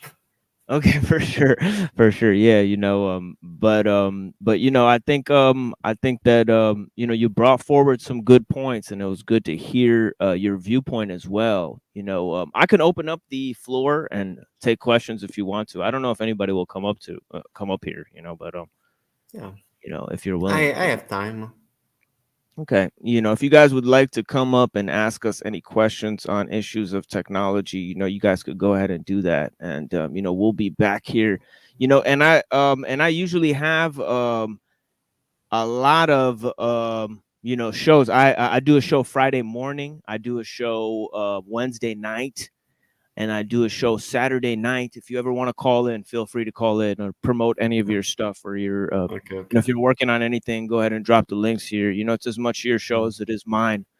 I think it's the thing I'm working on. It's still a work in progress. I want to end it before publicizing it. Yeah, I don't want to give any of you unfinished a product. preview. Yeah, yeah, exactly. Yeah, yeah, that's good. That's good, my brother. I'm not Well, a it's good. capitalist. Yeah, yeah. Same with me. I'm not a capitalist either. Believe you and me. Yeah, I don't believe in any of that stuff. I mean, I'm from the village, so that's kind of my yeah, whole thing. I'm more, I mean, village is naturally kind of socialist. If you look at, yeah. uh, It's a commune. yeah, everybody relies on each other. To a certain extent, I'm not for capitalism or any of those types of things. I'm more of a person who doesn't take the left right dialectic seriously. I find I as take many it ways. pretty seriously. Oh yeah. Why do you think it's not? Well, precisely in this sort of way that I think that I think both sides support the 90% of the same things. So just in the kind of way that I prescribed right there. I'm in Orwell. Even 100 years ago, Orwell saw it too. That the capitalists are industrialists. Large scale industry leads to socialism. So and he saw this thing coming that in in the future there's going to be a sort of corporate socialism. It's not going to be either or. It's going to be kind of a mix between the two, and that's I kind of what think that happened. corporatism and socialism don't work together at all. Yeah, yeah. Why would you say that? Um, what do you mean by corporatism? Just like in the idea of incorporation, in a business, isn't the maybe the one way to look at socialism is incorporation of the state. Yeah, socialism, if we look at Karl Marx, it doesn't say that we wants more state. He just wants the majority of people to control it instead of the minority. It would be less authoritarian because more people. If the 10% control the 90%, it's not. it's more authoritarian than if the 51% control the other 49%. But I'm talking about his sort of like social determinism, isn't that right? You know, he had sort of a social determinism. You know, the same way I have sort of a technological determinism. you know, where I would say that like Marx was a communist, and the last part of communism is anarchism. So if you think that anarchism is authoritarian, it's strange to me. It's mostly the most it's the like ideology in which you have most freedom. It can be done really badly, so you end up having no power, but a lot of you end up having no power, but a lot of things you can do, but you won't do because you can't. You can't physically, but if it's done well, then it's gonna be the maximum of both. yeah, and that's why I'm confused because the sort of historical determinism, you know, the Material dialectism, you mean that yeah, one? yeah, Do sure, you disagree with dialectical it? materialism. You know, his view of history, you know, that sort of historical determinism seems to cancel out a certain sense of free will, does it not? You know. No, it doesn't. It just means that instead of like only one man deciding for a lot of people, we it's just simple that to have like because we have free will, we our free will is like we need to have data on which to base our decisions. We still have free will to choose whatever, but we choose normally what is more beneficial to us, and states mostly decide what is more beneficial to them in two ways. Can I get more land, or can I get or can I control the land that I already have? It's mostly those two, and these have been the motor of history since the invention of modern like since the invention of states or like kingdoms. And the like ideals are born for to justify what needed to be done by physical means.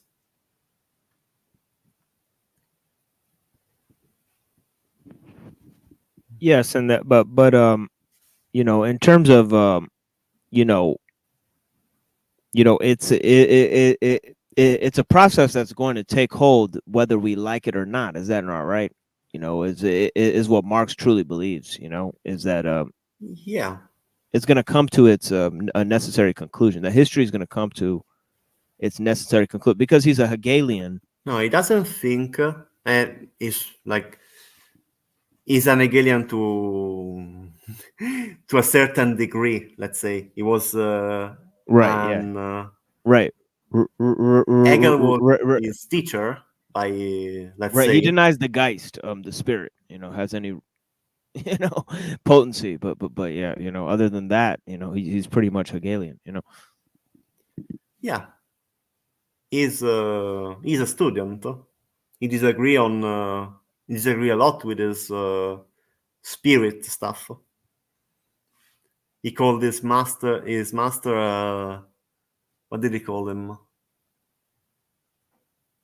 A misinformator, a disinformator, because he puts the spirit before the material, the idea before the material. The same error that he says that Platon did.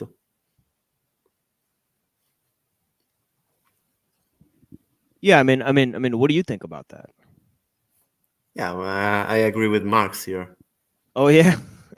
Yeah. Yeah. So you're not a dualist, huh? You're Yeah. a physicalist and a monist, huh? So you believe there's no, or you just believe that the spirit is decided by the material, but there is still one. I don't believe in the supernatural, but I could be convinced that there is. Like, I'm not opposed to a view of like a god existing. I just don't find any material proof. And to believe in God, it's like not believe, to know that God exists. It will require an extremely large amount of proof. Like it's basically if God exists, as in like the Christian God or the Islamic God, it would require for humanity to follow a set of rules that are like monumental. For example, if we found out that the like Greek god existed, that wouldn't change much. Greek gods, like maybe you need to do like some animal sacrifices once or twice, do some kind of rituals. But if the Christian god exists, then there is hell and paradise and heaven. Hmm. You're gonna be judged at the end of your life. And you're gonna be in eternal pain or eternal bliss. Like that changes everything.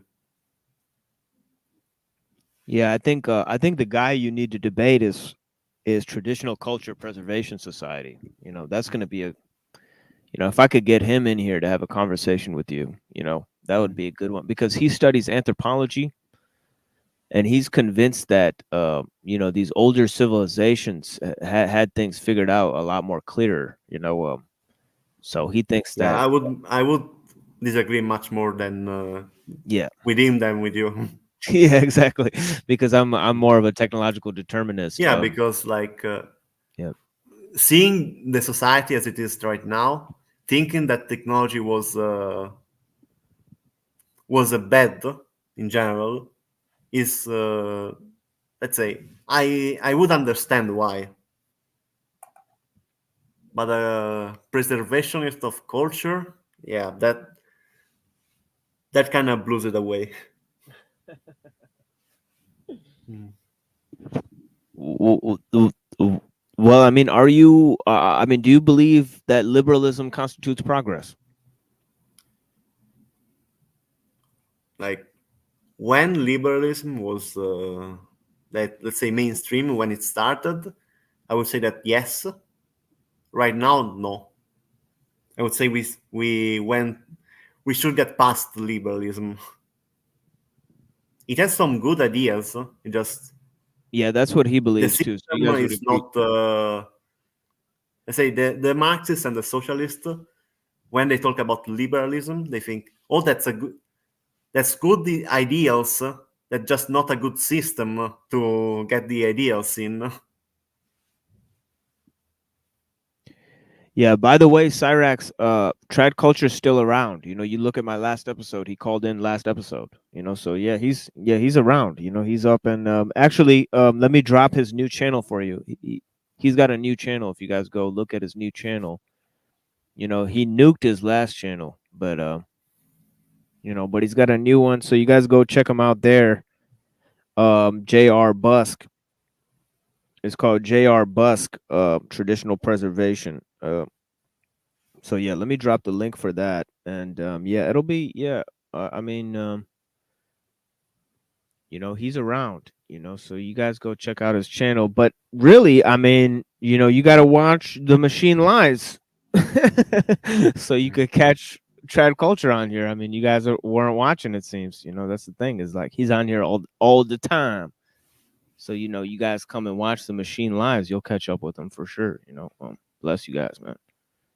You know, yeah, yeah. This is like just a show I put together maybe a year or two ago. You know, and really, it's dealing with the philosophy of technology and really, I started it because of my teacher, Dr. Skirbina. You know, you may or may not have heard of Dr. David Skirbina, who's a philosopher. And he got famous one day, semi famous. I wouldn't say really, really famous, but semi famous one day because he was known as the pen pal of the Unabomber. You know, so he wrote a bunch of letters to the Unabomber, and wrote a book with him, compiled his writings, a book called Technological Slavery. You know, so that is a premier title there. I think you'll find a lot of good. You know, somebody like you who wants to argue these points, man, I'd say go get a copy of it because you'll just get a book of all the counter positions, you know, to Yeah. your points. You know, so you could just go through them one by one and say, well, this one's garbage, this one's garbage, this one's, you know, it really helps in terms of, you know, trying to find you know, because I have hundreds of books that I consider evil. Mm. It's just how it goes, isn't it? You know, we want to study. You know your enemy, as they say. You know, and you know, keep your friends close and your enemies closer. You know, but of course, you know, we're all in one boat. You know, I don't consider anybody who's in this boat of, you know, civilization to be my enemy. You know. Yeah, I do too. I don't.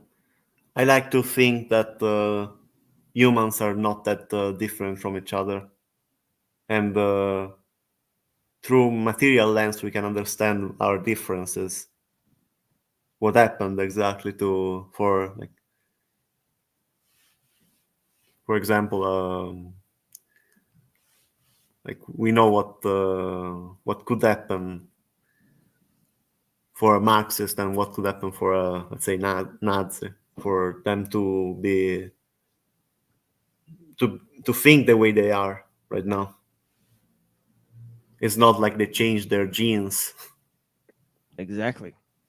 Exactly. Yeah, right. You know, you look at the people out there and you see that, you know, even for Marx, you know, or somebody like that, you know, you think you know, or Hegel or somebody like that. You know, you look at Hegel and Fichte, you know, Hegel and Fichte came every morning and planted a tree of liberty, you know, because there were patrons of the French Revolution at the time, you know. So, Mm. I mean, if you look at it now, you know, we look at the French Revolution, you know, and we think, man, it's just butchery. You know what I mean? Wait, Like, did you know that that in the American Civil War, Marx wrote to Lincoln? Did you know about that? yeah, I think I did hear something like that because, Yeah, yeah, and also Lincoln was supported by the Russians, you know, because the South was supported by Great Britain. So Lincoln had actually made an alliance with Russia during the Civil War. It's interesting stuff, you wait, know. Russia. The, Yeah, you mean the Tsar? yeah, the coalition there, you know, kind of thing. You know, and of course Lenin and Trotsky were from New York, you know, so it's very interesting that they were actually Jews from New York. You know, Marx actually wanted to come to New York. He wrote a letter to try to be a journalist in New York, and he didn't get the job, so he moved to England, where his cousin Lionel de Rothschild was the MP. You know, actually, Marx is related to the Rothschild family. You know, a lot of people don't know, but yeah. Wait, Lenin is not was not born in New York. No, no, I didn't say he was born in New York. I said he lived in New York. You know, before moving to Russia. You know, he had pamphlets, and socialist things that he the you know, distributed in New York. If you look at Trotsky, you know, Trotsky knew Diego Rivera, the famous artist. You know, he Yeah, even I don't think yeah he ever been to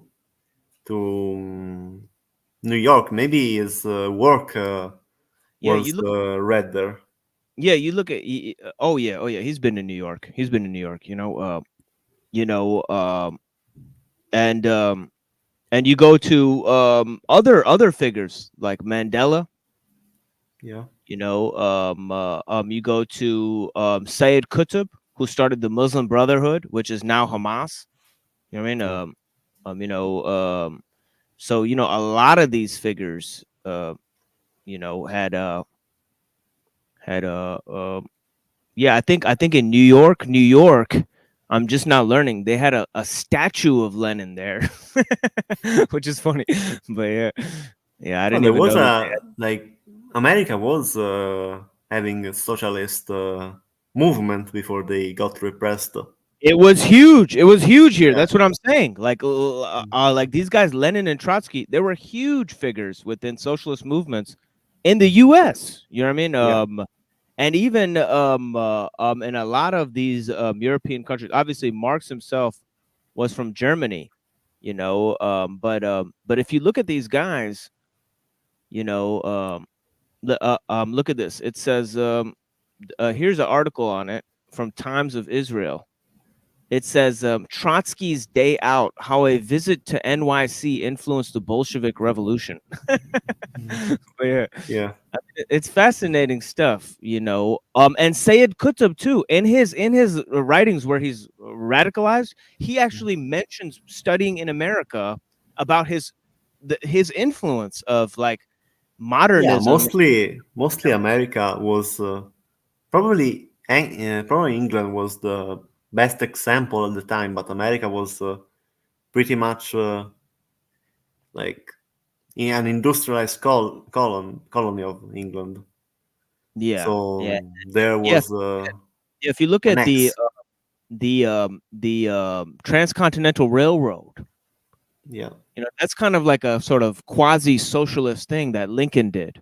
You know, that Mm. kind of because what it did was, you know, this is part of the reason why you go to a gas station you know, on the East Coast, and you go to a gas station on the West Coast, and you roughly find the same products there. You know, Yeah. it's because, you know, we have distribution, chains of distribution, like the transcontinental railroad. And if you look at how this increased the population, you know, it's really the transcontinental railroad is the reason we have things like California today. You know, Yeah. you know, because you know, once they built this transcontinental railroad, you had a massive surge in population.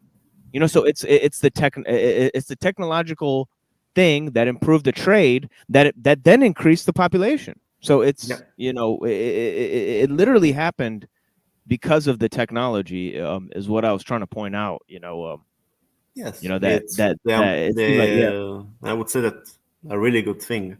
Like I would say that more people on this earth is better than less. I don't seem If to we get have that the point. resources. I don't seem to get that point. Yeah, just quantity. Yeah. No, yeah, like it means more different people. It means more like sociality. It means more community. Like you can find people who likes you a lot better that way. You know, more people. More people, more chances. Yeah, Yeah. more people, more chances. That's a funny way of looking Mm. at it. But Yeah, for you know, example, more in failures too, though. yeah, Wouldn't let's that be? say in an ancient society, being gay or being trans is still really a really small percentage. But for example, there are I don't I don't know if like 5 million trans people recognized in the world right now. Like that's a huge community of people. While if they were bound to their like village or their city, they would be an incredible minority, and would be pretty much impossible to find.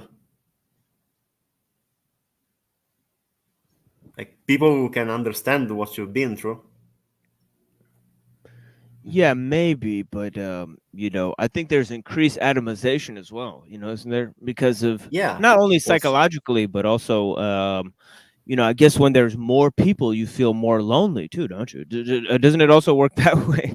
You No, it's mostly because of the capitalist structure. You have more people, but you're competing with most of them. That's why we are lonely right now. You when you're work, you don't think about making your colleagues feel better, increasing the work of everybody. You think about increasing your work and maybe sabotaging the work of others to get a promotion. That's why we feel lonely Yeah, right I have now. a yeah, I know an individual called Flow State. Mm. Uh, that's not his real name, but that's his channel name. Flow State is his channel name. Who's a capitalist, stone cold capitalist. That would be a person I'd like you to have a discussion with. Mm. Because this guy is very, very extremely capitalist. Yeah, I had this discussion with on modern day debate on with Sineco, as that is like he says he's a neo-libertarian. No, Hmm. no, neoliberal. Libertarian, it would have been much worse, probably. Mostly libertarians are not in a really good state right now, even if technically their ideology is not that bad. But this neoliberal that says that he says that capitalism is the best current system, but is open to reforms. And in all our discussion, I talked about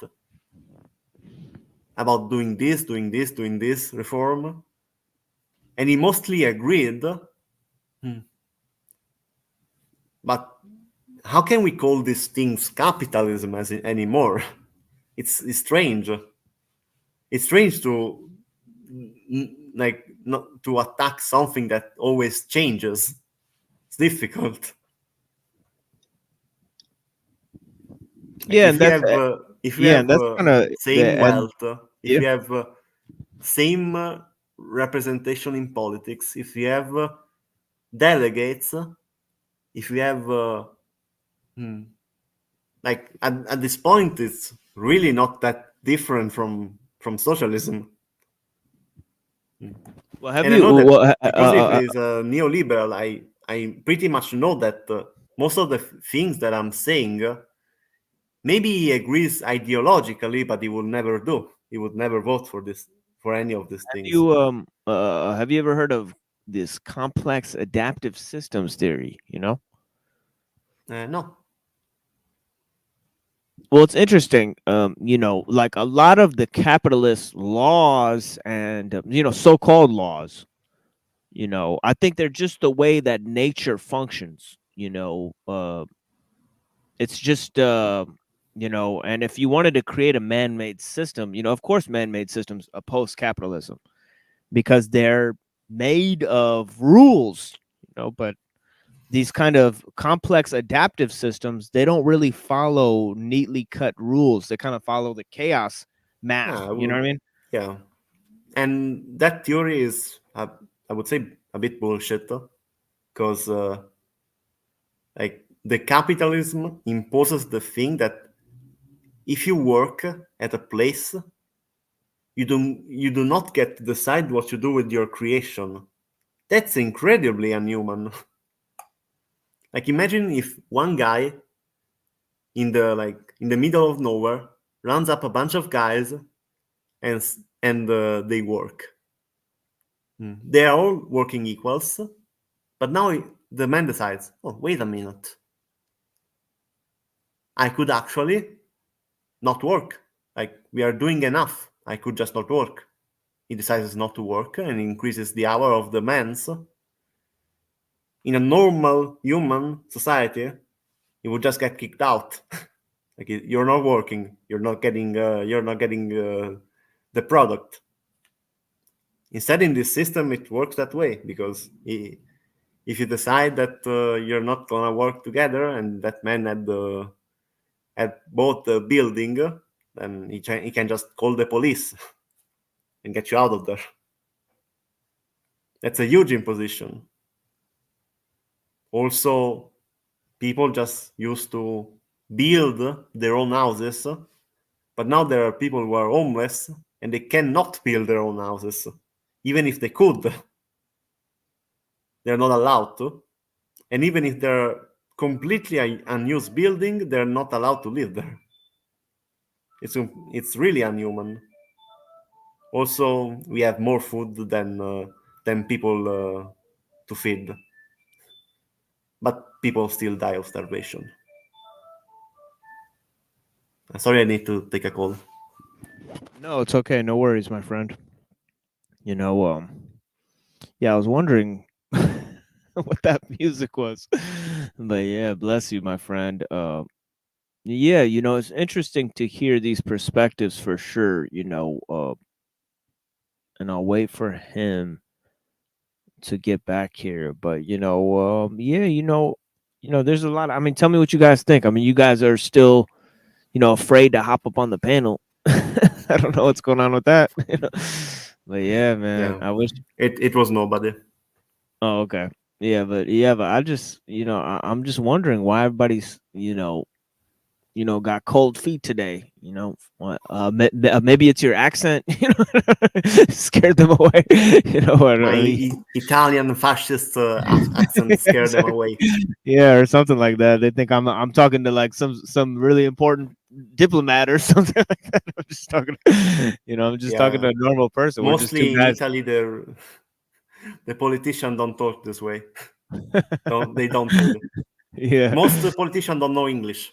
Oh, okay. So you're Italian, huh? Yeah. Oh my God, man! Did Italian. You need you to did hook. you know there are like Ministry of how do you say, like external relationship didn't know English. It's Damn. really funny. Wow. Wow. Yeah, Yeah, also that's our crazy. prime minister in 2016 didn't really know English. You can also Yeah, search it. What is called Renzi. your You can English is search it. excellent, my friend. Your English is excellent. Oh, wow. Uh, I still have to learn. Yeah, no, no, you're doing a great job. It's excellent, and that also increases your intelligence in a new way because I'm also bilingual. Because I can speak Hindi. Because I was born in Pakistan, so Yeah. I'm from Pakistan. Born there, lived there till I was 9, and then we moved over here to this country. To Detroit. So Hey, yeah, you're from Canada, so yeah, pretty much, yeah, very close. But yeah.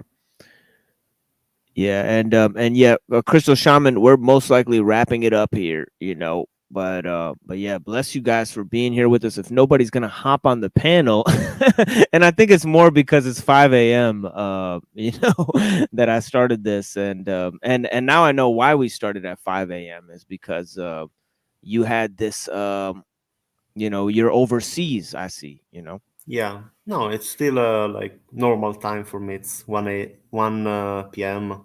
1 p.m. Not Huh? that bad. Yeah, I got a kind of a show tonight. I do a 9-hour show at night. Hmm.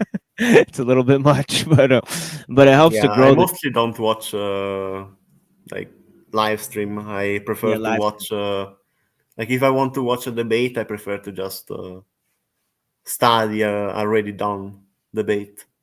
Yeah, yeah. I'm having another debate here from that same Discord. With somebody who wants to debate whether Buddhist or Islam. Which one would be better for the world to follow? Yeah, So I'm gonna have an interesting debate: Buddhism versus Islam. Which is gonna be interesting. yeah, I think fascinating. But yeah, I think we should set up maybe a formal debate. If I get like a moderator in here, I'm trying to do have more debates on here. So if you think of a debate or somebody, I know on modern day debate, it's a huge platform, and sometimes they want to vet people, and it's gonna be you have to have a big channel or something like that. But I'm trying to start maybe a lower level debate league here for people who just want to talk about ideas, yeah. and maybe set up a moderator and set up my own debaters here, so that this Also, I is really all. like to hear debates. If I don't like to hear it live, But if you want me, I could be a moderator. Oh yes. Hey, are you in our Discord? Oh yeah, you are in our Discord. Okay. Yeah, So next time if I have a debate, I might have you moderate the debate. Although you are one of the only debaters I have as well so far. So, yeah, I don't know. So maybe I'd have you compete. yeah. I'm I gonna don't know. debate you and also moderate you. So yeah, I can give Yeah. you less time. Yeah. Yeah, we also have Neurojack. He's a pretty calm, kind of cool as a cucumber, you know what I mean? But kind Mm. of guy, that's not see nobody who actually watches this channel believes what I say about technology. So that's good, I guess. Not good for me, but you know what I mean. It's just good for the general audience. You know what I mean? Because honestly, I don't want to create an echo chamber. You know what I mean? Yeah, like Yeah. mostly the people, like the argument you make are mostly like the conclusion that you make is not popular at all, but the argument are pretty good. For example, Thank do you, you know brother. a Yeah, thank channel you. called Second Thought? No. It's this quote unquote socialist channel that makes say beginner level content, and mostly it's like a news channel, and like the socialist idea are pretty basic and pretty like widely spread even among like soc dems and stuff.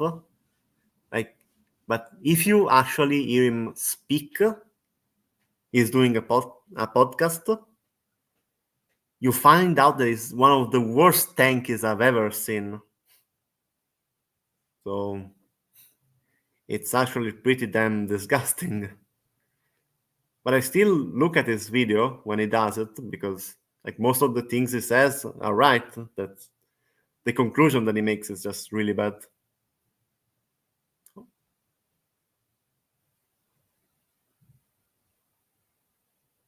Mm.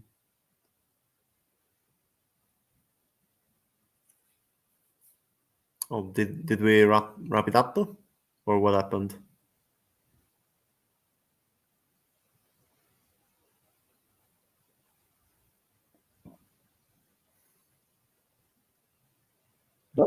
Sorry Okay, about that. okay, you're back. Yeah, sorry about that. Yeah. But yeah, you're telling me about a channel. Yeah, it's called Second Thought. Basically, it's socialist for in a basic level, just like some vague critique about capitalism that like on their own are good, but the conclusion that he makes are completely it's basically a fascist, not even a socialist. He just thinks that there should be a like he defends China that has nothing to do with socialism, only the name.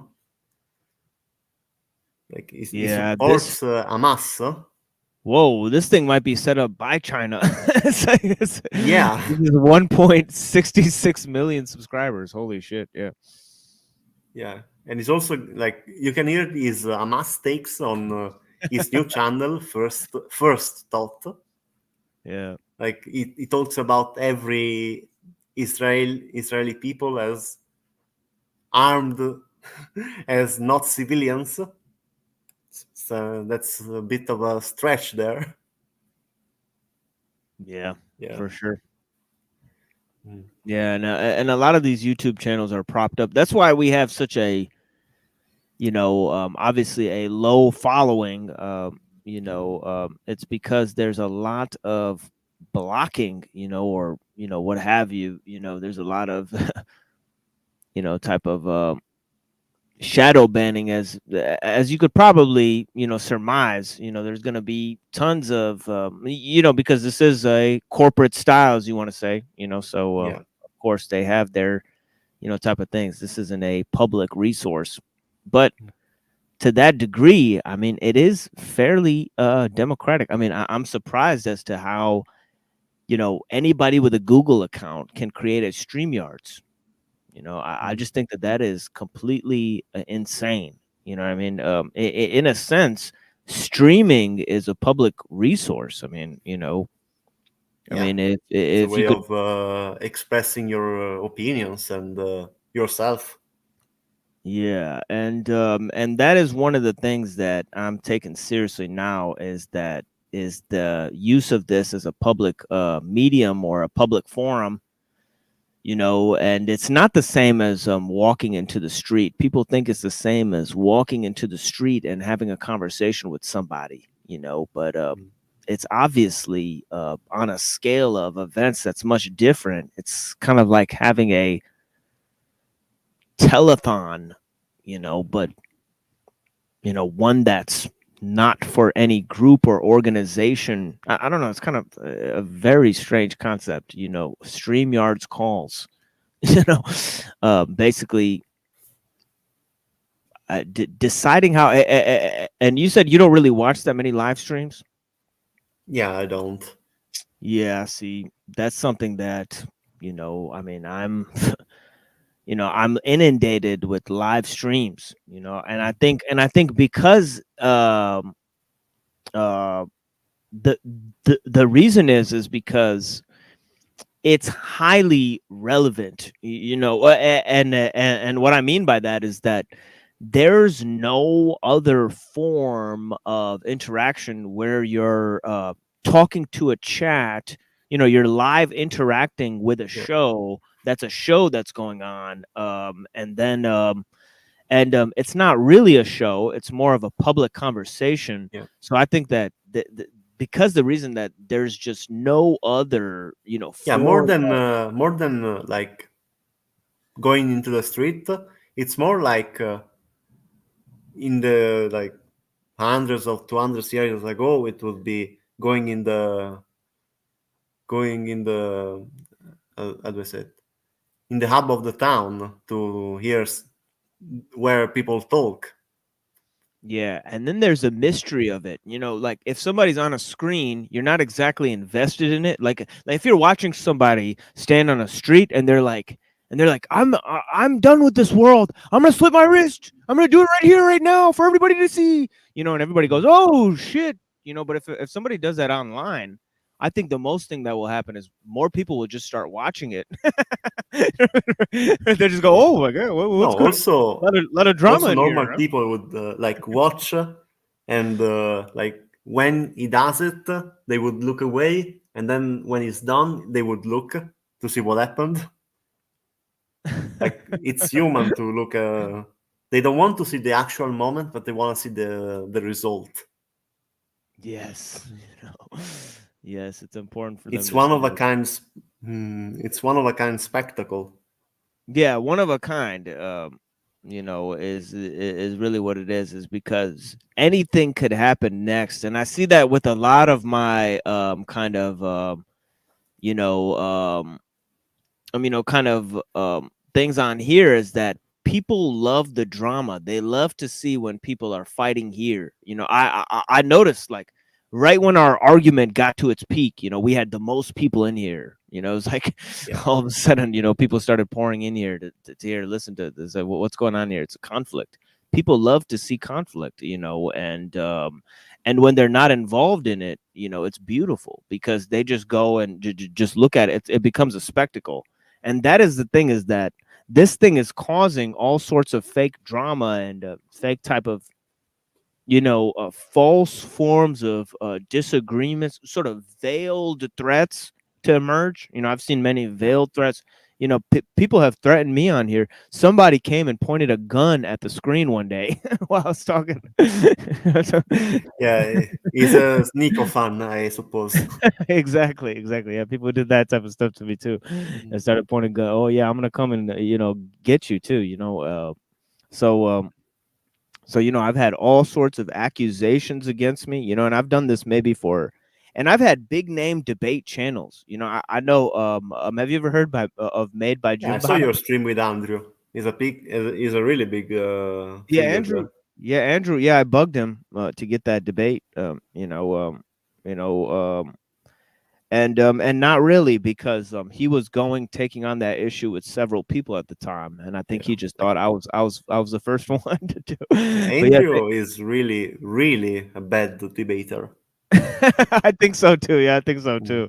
I think he clearly lost that one because he I admitted think, that technology is the use of technology is not optional. Like after the 17-minute mark, I was wondering what the fuck we were debating anymore. yeah, the thing is, he's a capitalist, so he Yeah. has, even if he agrees that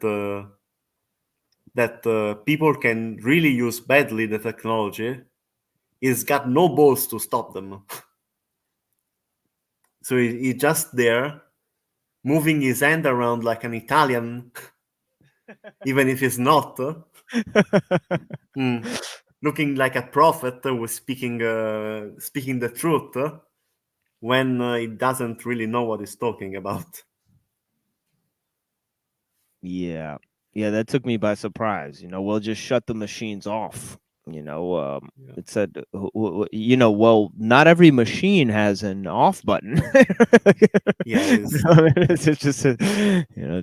I stupidity. heard one of his debate, and he was arguing about like gay adoption, and the one that he was talking with, he said, the man said, "What would you do to fix the like foster care system? Like it's broken, we know it, and a gay couple would be much better than that, at least on the short term, if you don't agree on the long term."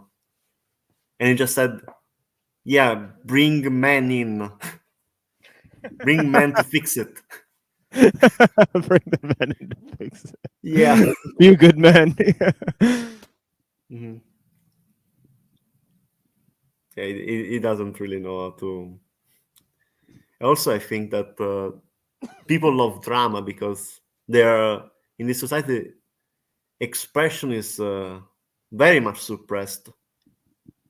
Through like for a man to act girlish, whatever that means, is not seen well at all.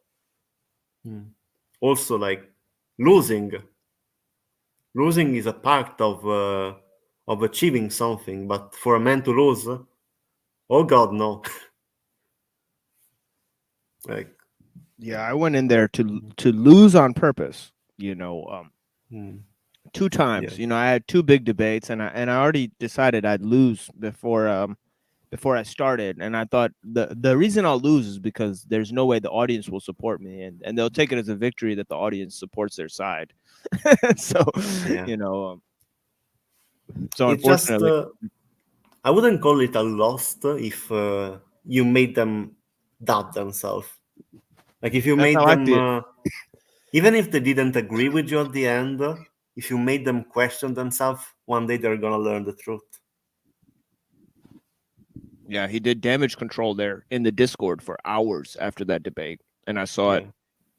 Yeah, Him Mhm. him trying to convince his followers that he was still right.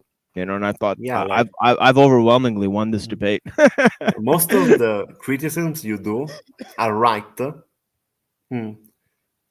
So for a capitalist, hmm, he can't just say, "Oh, let's fight the system" or something, or like most fascist and conservatives, they're gonna say, or like let's go back when the but for example, technology was used forever, so when are you gonna go back? Hmm. Or for example, like gays existed forever. You can't just go back. They weren't just the gays were just repressed, not non-existent. So like their answers are not gonna make the people less angry with the system. There's gonna be a lot of disagreement on what system comes next. That's Yeah, why the well, left is always fighting. yeah, well, with these guys, they're having this new thing emerge called Christian nationalism, and we've been talking about it a little bit on this show. Oh, wow.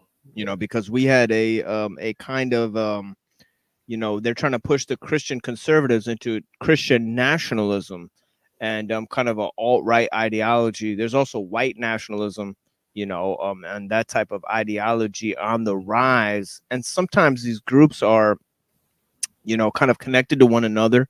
You have the whole alt-right movement, and within that you have this thing called white replacement theory, which is a belief that white people are going to be replaced by, Muslims and black people and Mexicans and that sort of thing. Please don't talk me about it. Our prime minister talks about it too much. Right, exactly, yeah. Over there in Europe, yes, in France and in Europe, there's huge movements like that. In almost every European country now. So they have that here too. Yeah, and I think And it is because people are deluded that like we already tried those systems for a long period of time. They didn't Well, work. see, that's the thing that they're alleging now. They're saying that we actually haven't, because what we've had social liberalism, and then and so what we need the fruits of liberalism, which is science and technology, but we need to reject liberalism. That's Yeah. kind of their thesis, and I said, well, that's not going to easily happen. You know what I mean, right? And you can kind of see where I'm going with this. It's it's the ideology is responsible for the technology in certain ways that you can't really divorce.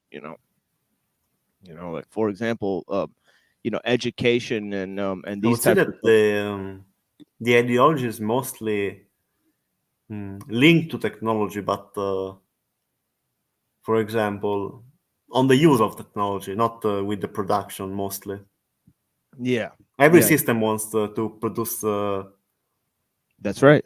technology, but the difference is in how you use it. For example, fascist and like individualist in general, mostly they don't care about the consequence of their action, so they can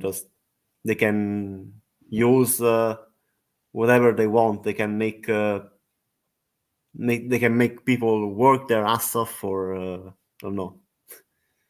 But I don't know, maybe that's more of an Italian film. Yeah, basically it's an Italian classic for Christmas. These two, basically the protagonists are two, and they are the opposite of each other. One is a ramble of a rich family that is given everything and is trying to make a career in predatory world, and one is just an homeless guy who fakes to not have the legs to earn money and is on the street. And basically, those two very rich men make a bet for $1 that they can make do the homeless guy the job of the rample better than the rample, and he actually does. Mm. They actually get the switch off. For example, we have this scene on Christmas where the previous rich guy, just to eat good food, he enters a bill like one of these fancy dinners with the like in like Christmas clothing, and and he's just stuffing all his food in his clothes with a gun, and he's like completely hopeless. It's like it's a tradition in Italy to watch it on the Christmas Eve. What is that called? Um, well, maybe I need to search the English name for it. Yeah. We'll just say it in Italian. Yeah, it's Due sedie e una persona. Una persona. Mm. Interesting. Ah, maybe it's like 2 chairs for one person. 2 chairs for one person. Yeah. The Fantastic. meaning is that only one person can stay on the top, let's say. Yeah. They have to share it to be together. Yeah, I love Machiavelli. You know, that's an Italian that has a lot of Ah, yeah. The a Prince of lot of Machiavelli. yeah, a lot of sway in terms of my learning. You know, I learned a lot about Machiavelli, you know, because I found his theories to be very, very fascinating, you know, about human nature and that sort of thing. And yeah, I think that he's a real force, you know, in the world. You know, I actually named one of my shows Machiavelli and Melchizedek. Mm. You know, so so yeah, Yeah. it's kind of I mostly disagree with Machiavelli's view. oh yeah. I mean, who doesn't? You know, Yeah. who doesn't? No, like some fascists and some Stalinists agree with him Oh yeah, yeah, that's true. Yeah, that yeah, there that's needs to be one person and one party deciding, like these incredible, intelligent people deciding for the benefit of all humanity. yeah. They wouldn't use intelligent. They would use another term though. They would use like hmm, Aryan for the Nazi. Hmm. Yeah, I think most of history was the accomplishments of men, you know, and I think that that is the great stage of history that we've left now, you know, is that now we're dealing with systems, you know, not men. And that's kind of the issue is that systems are competing with each other, you know, and it's really a question whether individual men you know can influence or control these large scale systems, you know. And I Yeah, think that on their you know own they can't. yeah, you know, systems evolve, you know, at a different rate than individual actions influence things, you know, like for example, um you know, technological advancement happens a lot quicker than changes happen on the political level. You know, you know, technology takes leaps and bounds, and then you know Yeah. it takes policies you know derived by the state many Yeah. years later to catch up. You don't have to tell me I live in Italy. Yeah, you know, The state machine is incredibly slow. yeah, yeah, it's incredibly slow. Like in Italy, we still Yeah, have to like for example banks. yeah. Most of the world has electronic checks. We still need to go into person to give a fucking piece of paper. Oh my god, I should move to Italy. That's crazy. Yeah. Yeah, I'll be happier there. Mm. Yeah, you know, yeah. Yeah, well, thank you Eh, so much. Yeah. yeah. Yeah, go ahead. I'll let you finish your point there.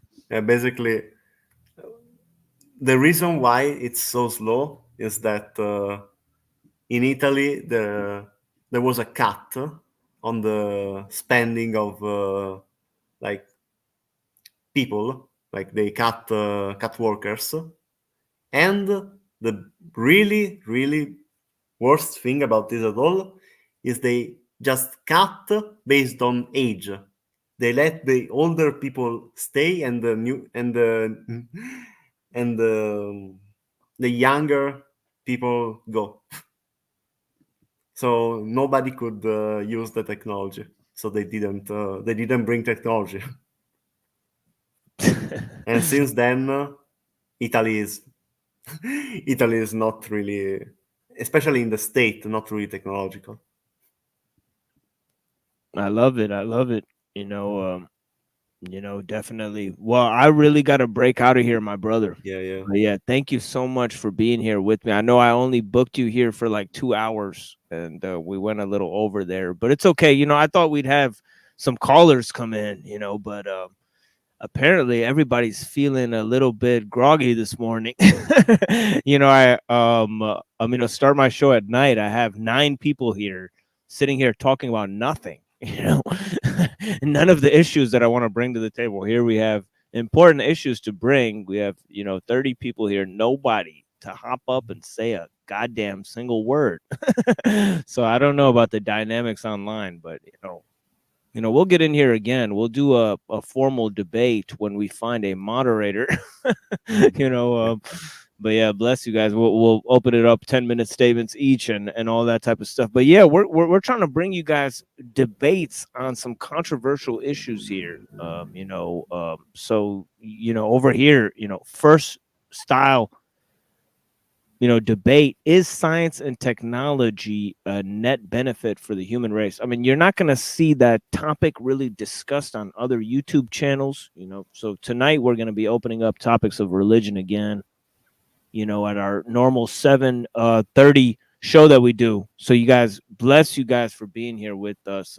Thank you so much, Citra, man, for having this. Thank you guys to hear about us arguing about this. yeah, and we got many more.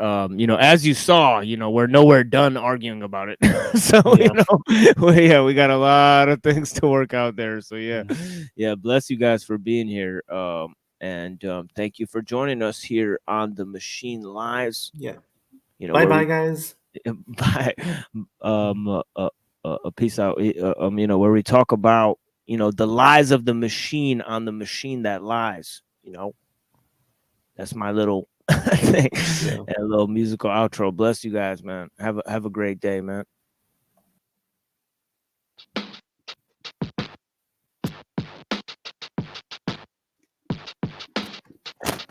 Ain't no more sunshine, just rain and cold suffering. Generation born to die with their eyes wide open. The clock strikes, the wrong rights, the mob rules. The second Armageddon igniting the lit fuse.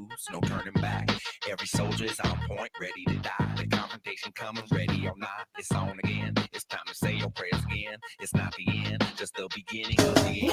Can't hold it down like that. You know I break it down like that. Don't even try to front like that. I'm on fire, baby. A big dog will hunt like that. Another day, another buster wanna battle me. Another mama crying now her baby is a casualty. I'm ready, nigga. Slice like a machete, nigga. Got fatty, nigga. Never spend it on betting, nigga. I hit and run, never stressing to look back. When I look back, I think about the love I never had. Then I wake up, I get fucked up, then I get even. Approach you from the front, but in your back, I like I'm leaving. Yeah, you hold it down like that. Yeah, you know I break it down like that. Baby, don't even try to front like that. I'm a fat dog, that nigga will hunt like that. The sky is falling, I don't care. I just want to feel good. The train's leaving, she don't care. She just wants to feel good. The world's dying, we don't care. We just want to feel good. It's all over, we don't care. We just want to feel good. Hey, let me get some of that Jack Daniels. Let me check out some of that porno, dog. Let me hit that joint. No. Don't take them off. Leave them on. I like that shit. Now roll and like that shit. And get on with this shit. Come on.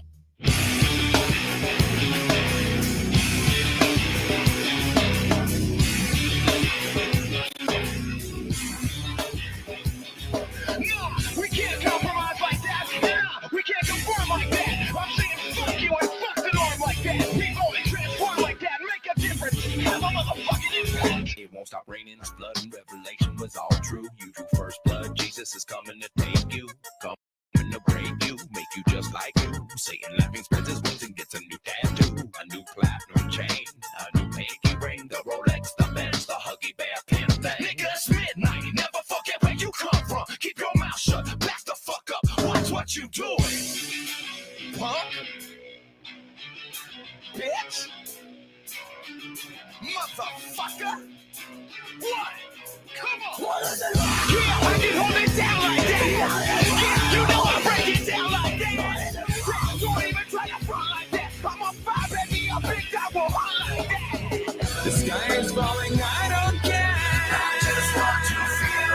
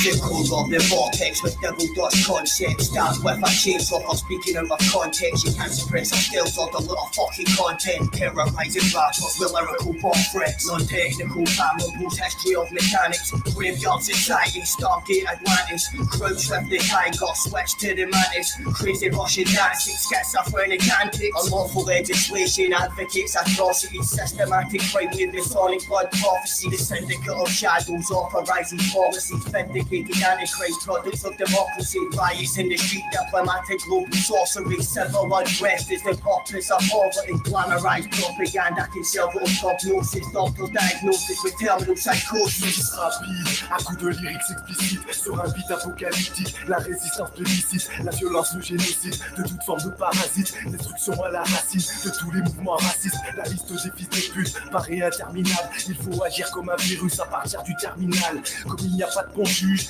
ni que le tribunal, c'est la ruche qui doit décider si pour toi ça termine mal, sentence verbale, ton mental n'est pas infaillible, combien se sont mis une balle en écoutant un sale type, un gourou, un moyen, un chanteur, un extrémiste, le plus joyeux des hommes peut devenir dépressif, tout ne tient qu'à un fil serré autour du cou. Ceux qui se disent marteaux ne sont rien que des clous. Ne fie-toi plus des clowns, car ceux qui te font rire ont aussi le pouvoir de facilement te faire souffrir. Jack home beef from the cradle to the grave, using buckets to blow dust off my rusty blade. Family members choose but I'm killing off free relatives. Socialism politics, 2,100 years not a sarcophagus. Funny mother victims, smashing paths and lands and filthy magic mirrors, goblins depressing my outlook is negative. We are the product of Glasgow street negligence. Space age, MCs, artificial intelligence. Vast quantities of blood outrage on a similar page. Crack-coded lyrics, too fast they can't be explained. Surrounded by a dead plane of wreckage, menace exposure. Anti-co-offensive moving forward, develop army forces. Syria moments, modern day history poisoned by Thatcher. Reincarnation of my forgotten heritage. Genocide generals, their blinds makes my mind elevate into the situation of a political debate.